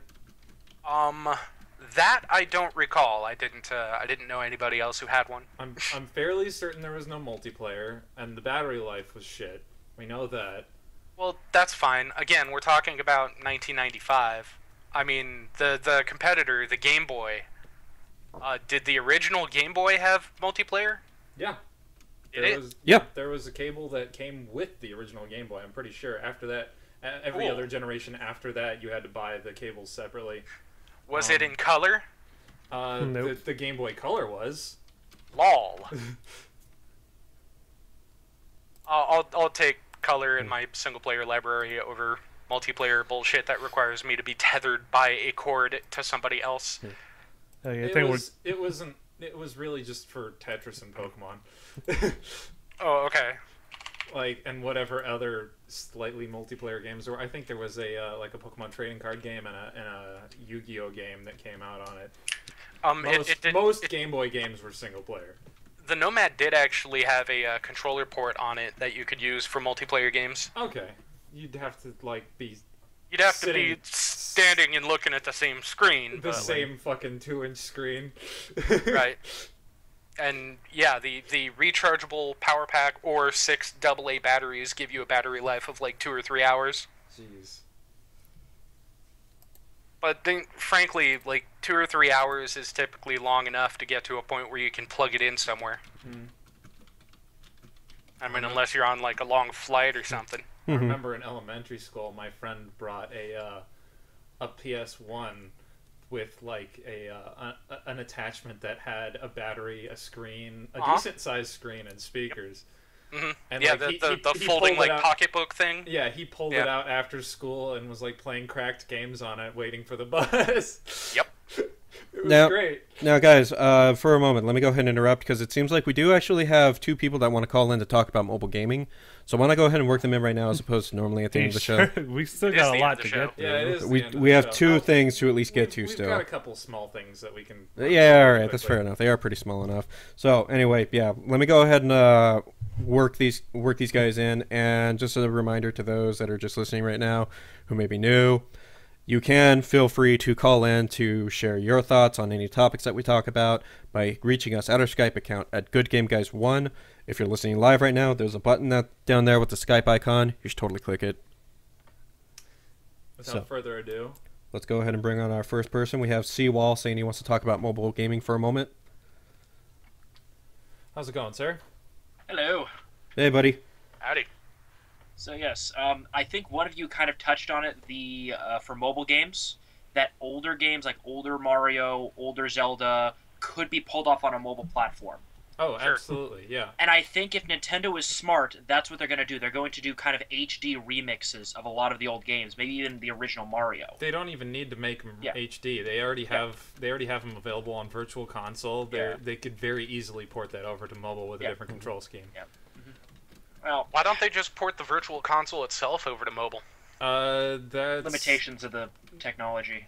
sort of the issue with that is that there's for each Virtual Console that they emulate, it's either, well, for some of them like the Wii, that's like a standalone emulation software with the game included. But like I think they do that with the GameCube one too. So it takes up a lot of memory. For the older ones, it was included like in the original Wii and on the 3DS. The Virtual Console games, like for the Game Boy, the NES, the SNES, that stuff was so small that memory-wise that they were able to include it with the hardware of the system itself. So you really just downloaded the game information. Yeah. And that Right. was it. It's basically an emulation layer, right? Yeah. Okay. So why can't they? I don't know. Because the ARM processor is not as powerful as people want to think it is. You got to remember that the processors, even in the Wii, have a bit more oomph than a cell phone. Yeah. And the thing is, okay, even though Sony has been fairly this is going with a different company, but you know how the original PS2, the first gen, could play PS1 games no questions asked because there was a miniaturized PS1 in it. Yeah. They did the same thing with the original PS3. They stuffed a PS2 into that big fat PS3. For the Gen 1s, the fats. Yeah. Then they got rid of it with the Slim. The problem that pops up is because hardware advances and they do new consoles, every 5 to 10 years, roughly? That's such a jump in technology that sometimes the older stuff is completely incompatible, so that's why they had to make a miniaturized version inside of it. That's why has anyone been able to crack the PS3 emulator yet? Because I know a lot of people have tried and failed. I'm fairly certain it's been done. Not that I'm aware of. I haven't seen I'm anything sorry. like that. You mean the PS3 emulator on the PS4? No, a purely software PS3 emulator. Nope, there's That has not been done yet. No, I hear it's a nightmare to try and set up. But well, obviously, it's a nightmare to try and set up. All the games that are developed for the PS3 have to be developed in a fashion where they fucking make use of 8 cores. Yeah. That are all of different speeds. That are all utilizing different fucking commands. Yeah. Yeah. It's a weird system to program for. Why did they go with the IBM cell processor to begin with? IBM hasn't been in the processor game in, 20 years? Well, frankly, the cell architecture is kind of amazing. It's just not ubiquitous. There is no driver unification for it. Yeah. There's really only one commercial system that uses it, and that's the PS3. They didn't realize how much of a nightmare that was going to be for developers of especially multi-platform games. Yeah. Going back into the mobile thing Yeah. and emulation of older Nintendo IPs, I'm pretty sure the NX is more than likely going to have in-house emulation already on it. Yeah. I'm under the assumption it's mainly going to be a virtual console machine. Yeah. Right. And you guys saying that that mobile could be the Crash 2.0. No, I stand firmly by him. this. I stand firmly by that. No. Yeah, the industry is too big. I hate to use this phrase, but too big to fail. Kind No, of. that's not real. It could absolutely fail. I know, It's but we're probably just talking- not going to. Yeah, Yeah. just not easily. See, the mobile market sort of preys on Yeah. the baser instincts. It's- They create a lot of games that really engage the gambling addicts. It would be really hard to kill the console gaming market at this Yeah. point. Yeah. It's the phrase Could "too be big done. to kill" is Yeah. or "too big to fail" is. Yeah, it's not the perfect term, but it kind of Yeah. gives an idea of how hard it is to kill. It's like Yeah. you would have to really try. Too big to fail was only a thing with banks due to government intervention. Yeah. And that was They absolutely could have failed as And- well as they should have. it was Yeah, they it should was have, it was more of a thing of we Yeah. can't let these things fail. even though Right. we should have. Well, there's too much kind of ingrained in the whole banking system. If it failed overnight, we'd be in a lot of trouble as a Only country. the big ones would have fallen, Yeah. or the smaller ones would have picked up the slack, and we would have been fine. All right, I don't think we want to get into politics. Well, economics, I think, at this point. Well, That's- That would have been a snowball rolling down a hill. yeah, same difference. Anyway, Yeah, it's just the mobile. I don't get why Well, they keep okay. trying to push it as these are gamers. Technically, yes, but they're making the thing is we need to start separating these terms out a lot more, especially in the media, because they're trying to make everyone think that the mobile games market is the #1 gaming market. It isn't. see, Nowhere that's exactly near part of the mobile reason why I games. keep saying that I feel that mobile gaming is actually the cancer within the video game industry that we just need to outright remove. Why? It is No, not no. the #1. It is simply the fastest growing. Yes, and it's not something that's going to be separated in the media, because if the media does any one thing right, it's generalize things. Yeah, They're true. really good Oh. at that. Yeah, I just don't see how mobile gaming is going to affect console gaming or even PC gaming. Well, it just kind of comes down to the whole point of hyperinflation, and a lot of these mobile, Yeah. a decent amount of these mobile games do find their way into Steam apps, or just like the Steam Store, for instance. Well, Project Greenlight is yeah. sort of a broken Steam.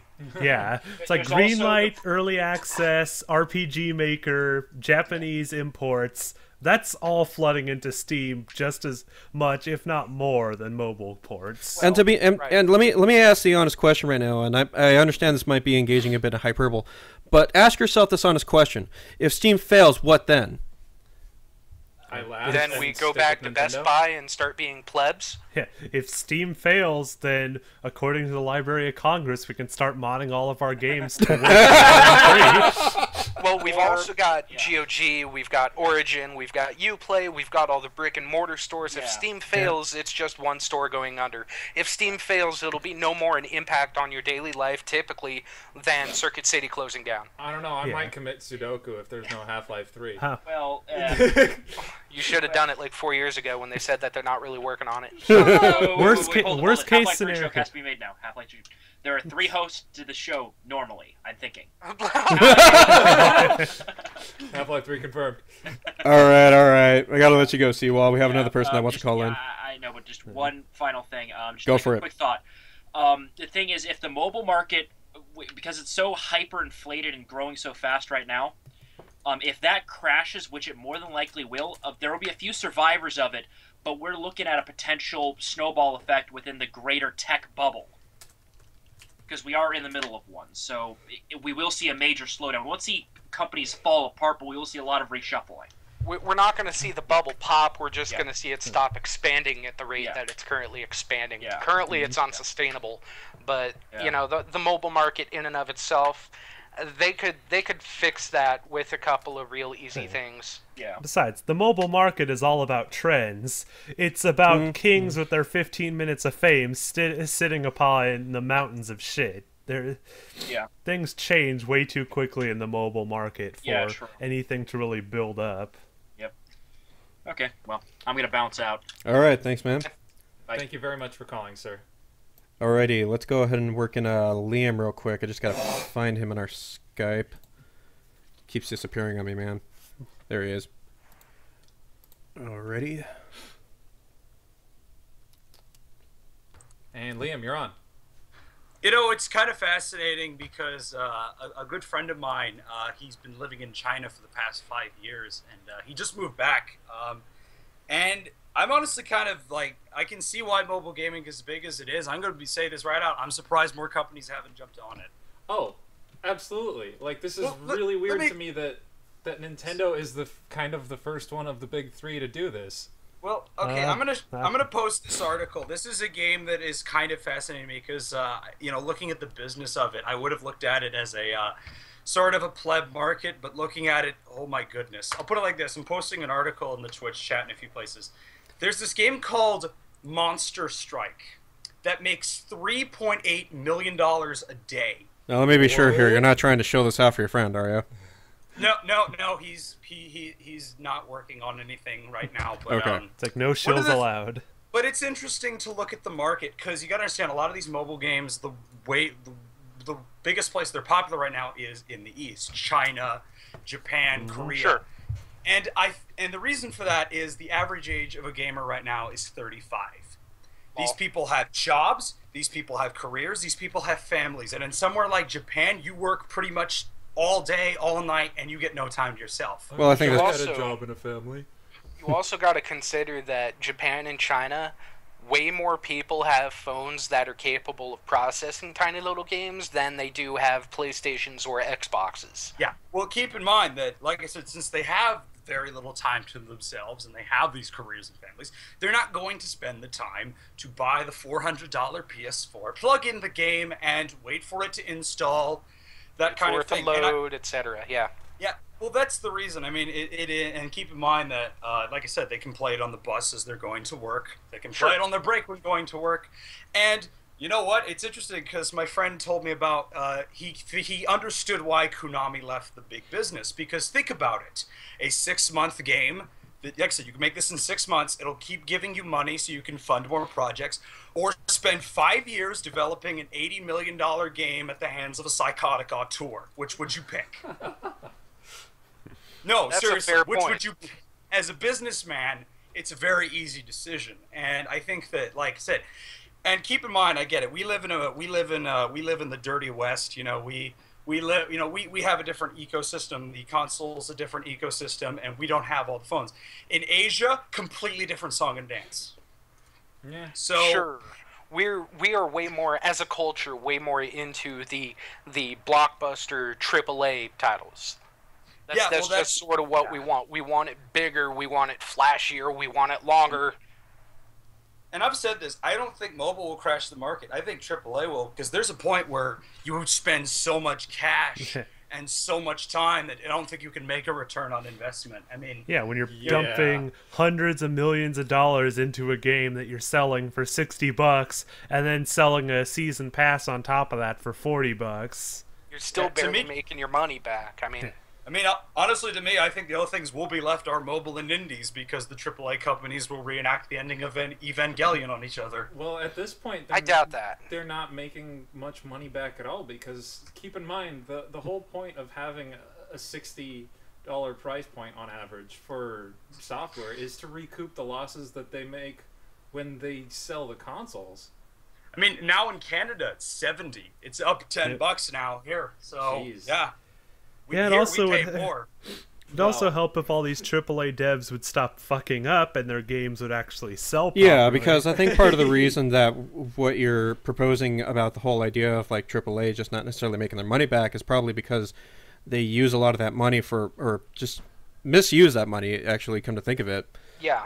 They do that a lot. They spend a whole lot of money on advertising when honestly the game should speak for itself. Mm-hmm.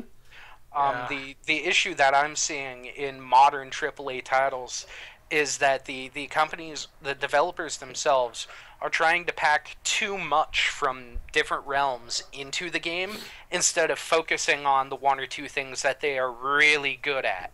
Yeah.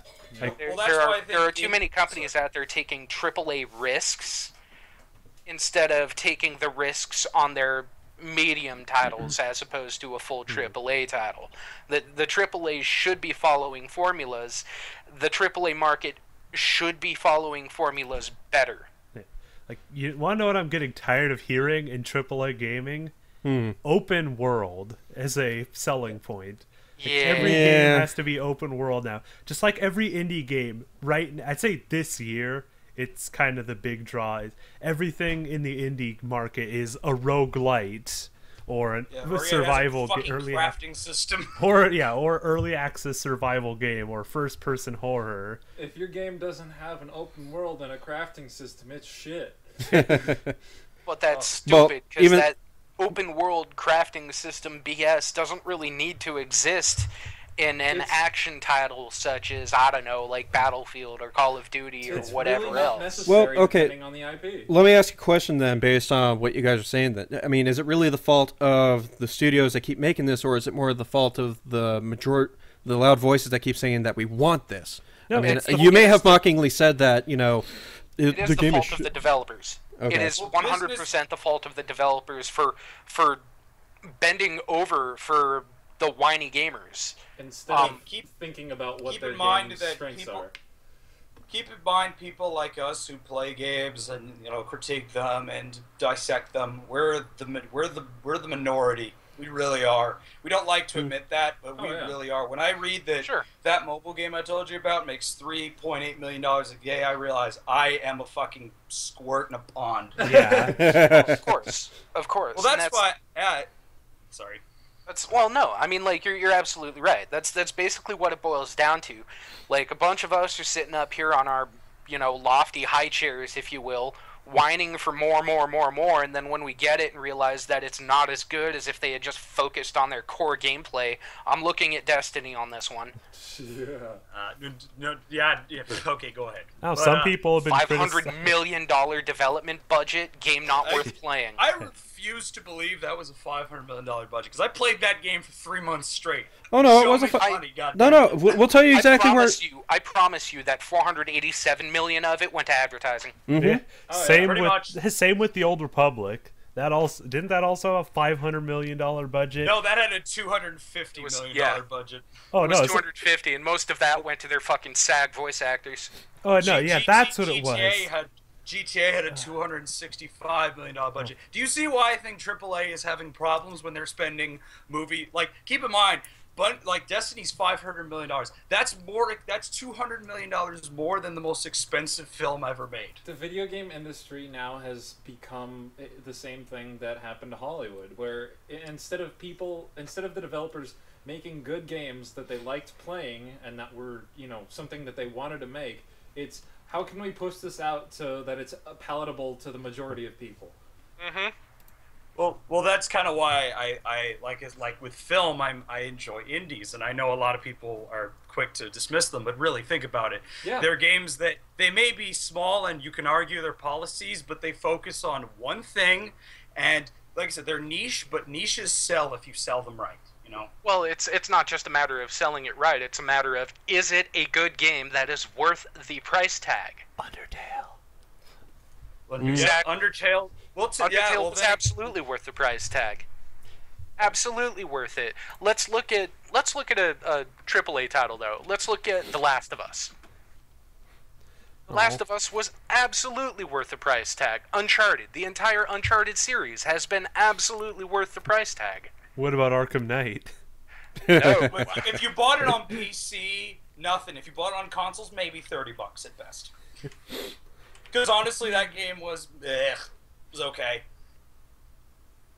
But I just think that I'm going to close it off because I know you guys want to move on to other stuff. But I guess at the end of the day, that I think that we can look. You really, in the end, gaming will always be a business. You may not like the fact that so many companies focus on mobile, but in the end of the day, one will make you money, the other's a gamble. So, which road do you take? The easy road or the long and tedious one?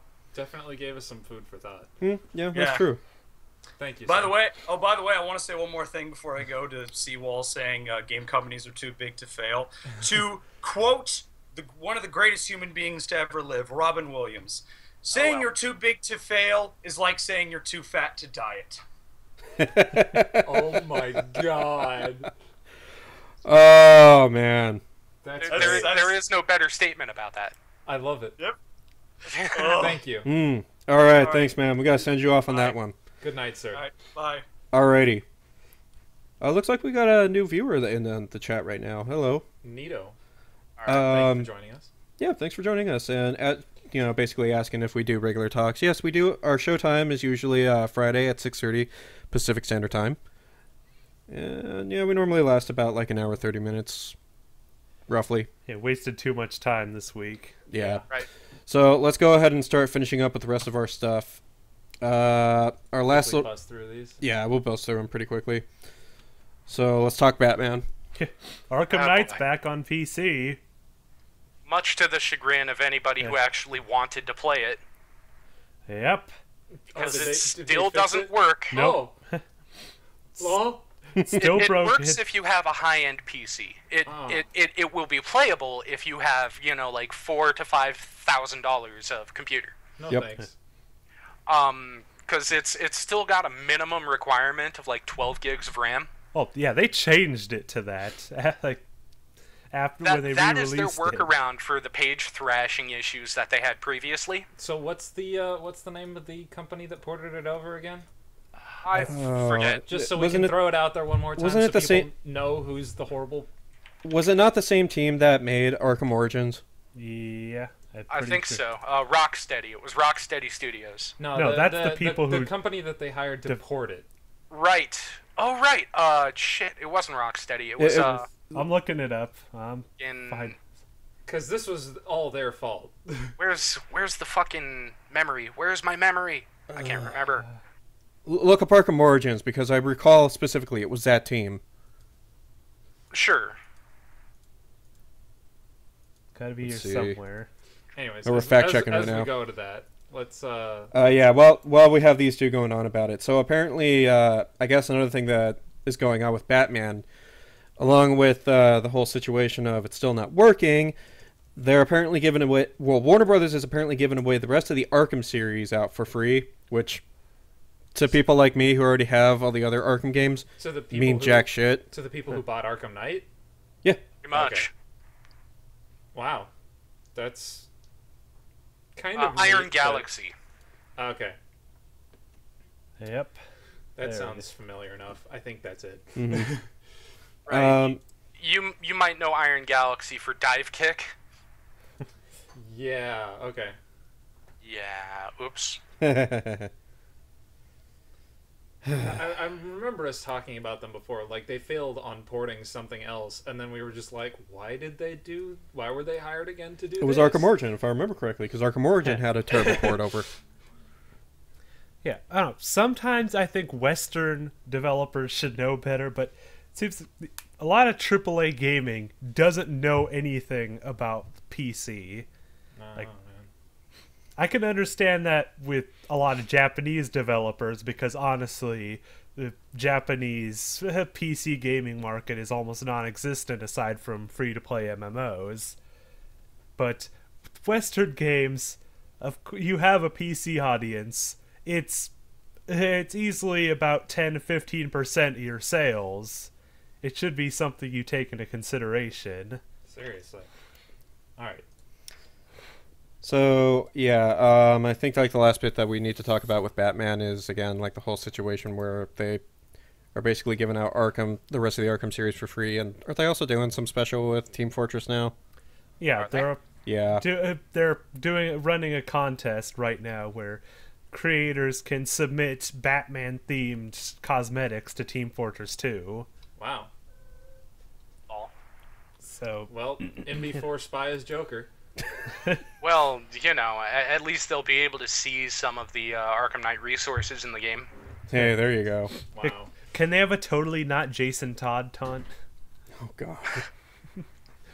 Anyway, moving on. So this kind of got to me a little bit. So, all right, to preemptively get people out there, and so I can also get it up there in the topic. Imagine Uncharted, but it's the Middle Ages, and it's a movie. Oh my god. Are you talking about Dragon's Lair? Yes, I am. God damn it. Now you just want me to like, now I just want to see Don Bluth do an Uncharted cartoon. Dude, Oh my god, I would buy that. Uncharted is basically the modern version of Dragon's Lair. Like, It does have a very similar sense of humor. It's God Hates Me / QuickTime Event. Basically. it's like, where's the Kickstarter for that? Like, if Dragon's Lair the movie fails, I want to see Uncharted the animated series. If Dragon's Lair the movie doesn't move at a fucking neck break pace, leaving me scrambling to remember what happened 30 seconds ago, it will be a failure. So, If Dragon's Lair the movie doesn't get through this Kickstarter, I want Naughty Dog to buy the rights. so let's get out there for people. Apparently, Don Bluth and who else is it with him? Goldman. Gary Goldman are working together to actually kickstart a Dragon's Lair movie. Right. Now, the big shocker to me is, and I'll go ahead and spread out my ignorance, I thought Don Bluth was dead. Oh, dude. Oh, Don Bluth wasn't dead. He was just sleeping. wow. Oh, so fucking A. He was too busy doing, like, Toon Talk magazines and, like, how to draw. Speaking of Kickstarter, this just reminded me of something else. I think the government got around to either they're coming to a decision soon, or they've reached a decision. Something about Kickstarters that have been successfully funded not delivering. I heard something about that briefly. We'll find that. We'll put it up on the Facebook. They've done a few case-by-case bases already. No, but there's new information regarding their decisions overall on that. Well, in any case, generally, don't investors crowdfunding. typically assume the risk anyway? I don't know. We'll look into it. We'll put up what we find on the Facebook page. anyway, Like, how do investors recoup their costs if the business they invest in ends up failing? They typically don't, right? Like, they throw themselves out of Wall Street windows? Anyways, How is it different? I don't know. I'm pretty sure this is something to do with the fact that there's some sort of contract. I would need to read the fine print on Kickstarter's website. Sure. But there's probably some sort of contract between the people that pledge money and their expectation that the person developing will be able to deliver. for now though, let's go ahead and just reel this back a little bit to Dragon's Lair. I mean, the campaign's going at a fairly decent pace. It's 4 days in, and they've got like 20% of the funds already. Sure. I can see it getting funded. Like, I honestly, hope so. I want to see this. I can see it just passing because they don't have stretch goals, really, because their whole point is getting something they can pitch to a studio. They're not going to really have anything to add on to it. So this Right. is really just they're using Kickstarter to drum up starting point funds for a pilot that they can show to a developer or a studio, rather. You know, Right. I'm actually wondering if they're gonna try and draw any inspiration from the Dragon's Lair cartoon series that did exist at one point. There was a cartoon series? Yes, there was. What? Unless Don Bluth had any say or participation in it, I I don't doubt see his it. name immediately. Wait. Based on... And Don. No, it doesn't look like he had anything directly to do with it. But I remember this damn thing existed. Partly because I saw it at a fucking... Oh god, what was it? It wasn't a Tower Records, but it was like that. You remember back in the 90s when there was some... Warehouse? Yes. Yeah. Alright, one last thing before we send you all into the evening. Because damn it, there's Halloween events to go to. The last thing that we have here, and gotta type this up again. Oh, right. Yep. Something neat. Yeah, now for our For the Lulz segment. Did we mention the beer? We did mention the beer. Okay. So the thing that I'm getting at, or that we're getting at, is that Fallout is actually selling another thing. Because remember last week we talked about the Fallout beer, right? Fallout's not really selling anything. Jones is selling. It's Fallout and Jones have partnered together basically to repackage some Jones Soda as Nuka-Cola Quantum. Nuka-Cola Quantum. Right. So they're basically going to sell you a $3 bottle of like blueberry lemonade Yep. Blueberry lemonade soda. at Target exclusively. Yeah, For $3, I think. because That's what I just said. Yep. It has to be exclusive. Right. But hey, if you really want to have some glowing neon piss, To be honest, the packaging does look really cool. Yeah, it's too bad they have the standard twisting resealable bottle caps on them and not actual bottle caps. Yeah. It's like, how are you gonna make money off of those? Oh my god, Fifth Wing. I'm so sorry, dude. I'm so sorry for Fifth Wing in the chat room. He says, "What a time to give up soda." He gave up on soda at this time of age. It's okay. Just remind Really? yourself, it's $3. It's not worth it. just buy a case of them. Wait until they, go out of stock or out of production until Jones takes the Fallout tag off of the bottles, and then put them up on eBay one at a time. And save one for your shelf. Yep. Yeah, I mean, I guess as a consolation, they're at least cheaper than Pepsi Perfect. Oh, I know someone who is going to buy at least one of these and keep it.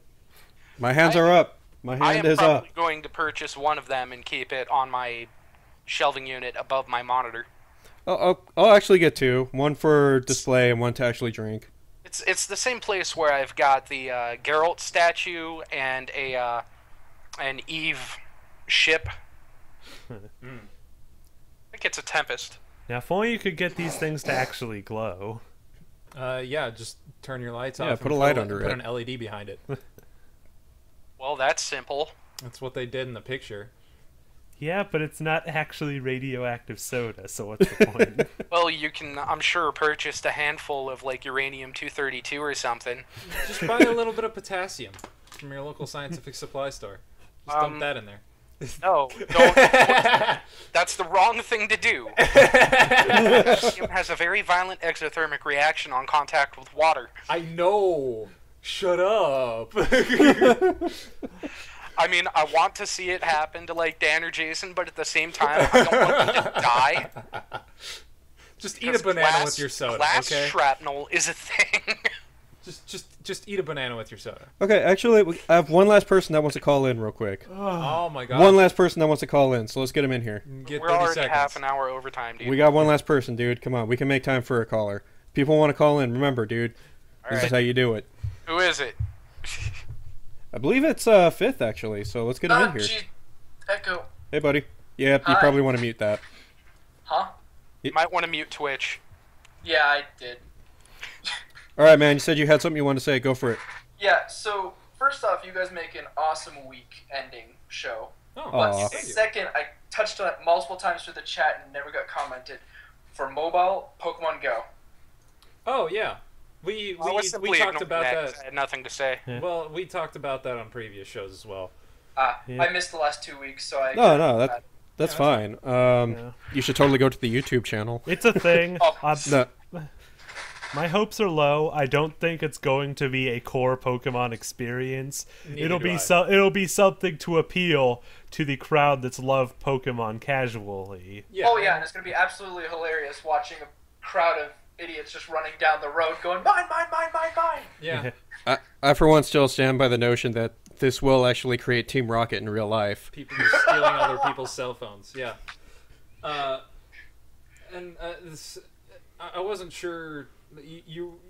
I just want to make this blanket statement because I've run into people online that were kind of confused about it. But Pokemon Go is not a Nintendo thing. The Pokemon Company is a separate company that owns Pokemon.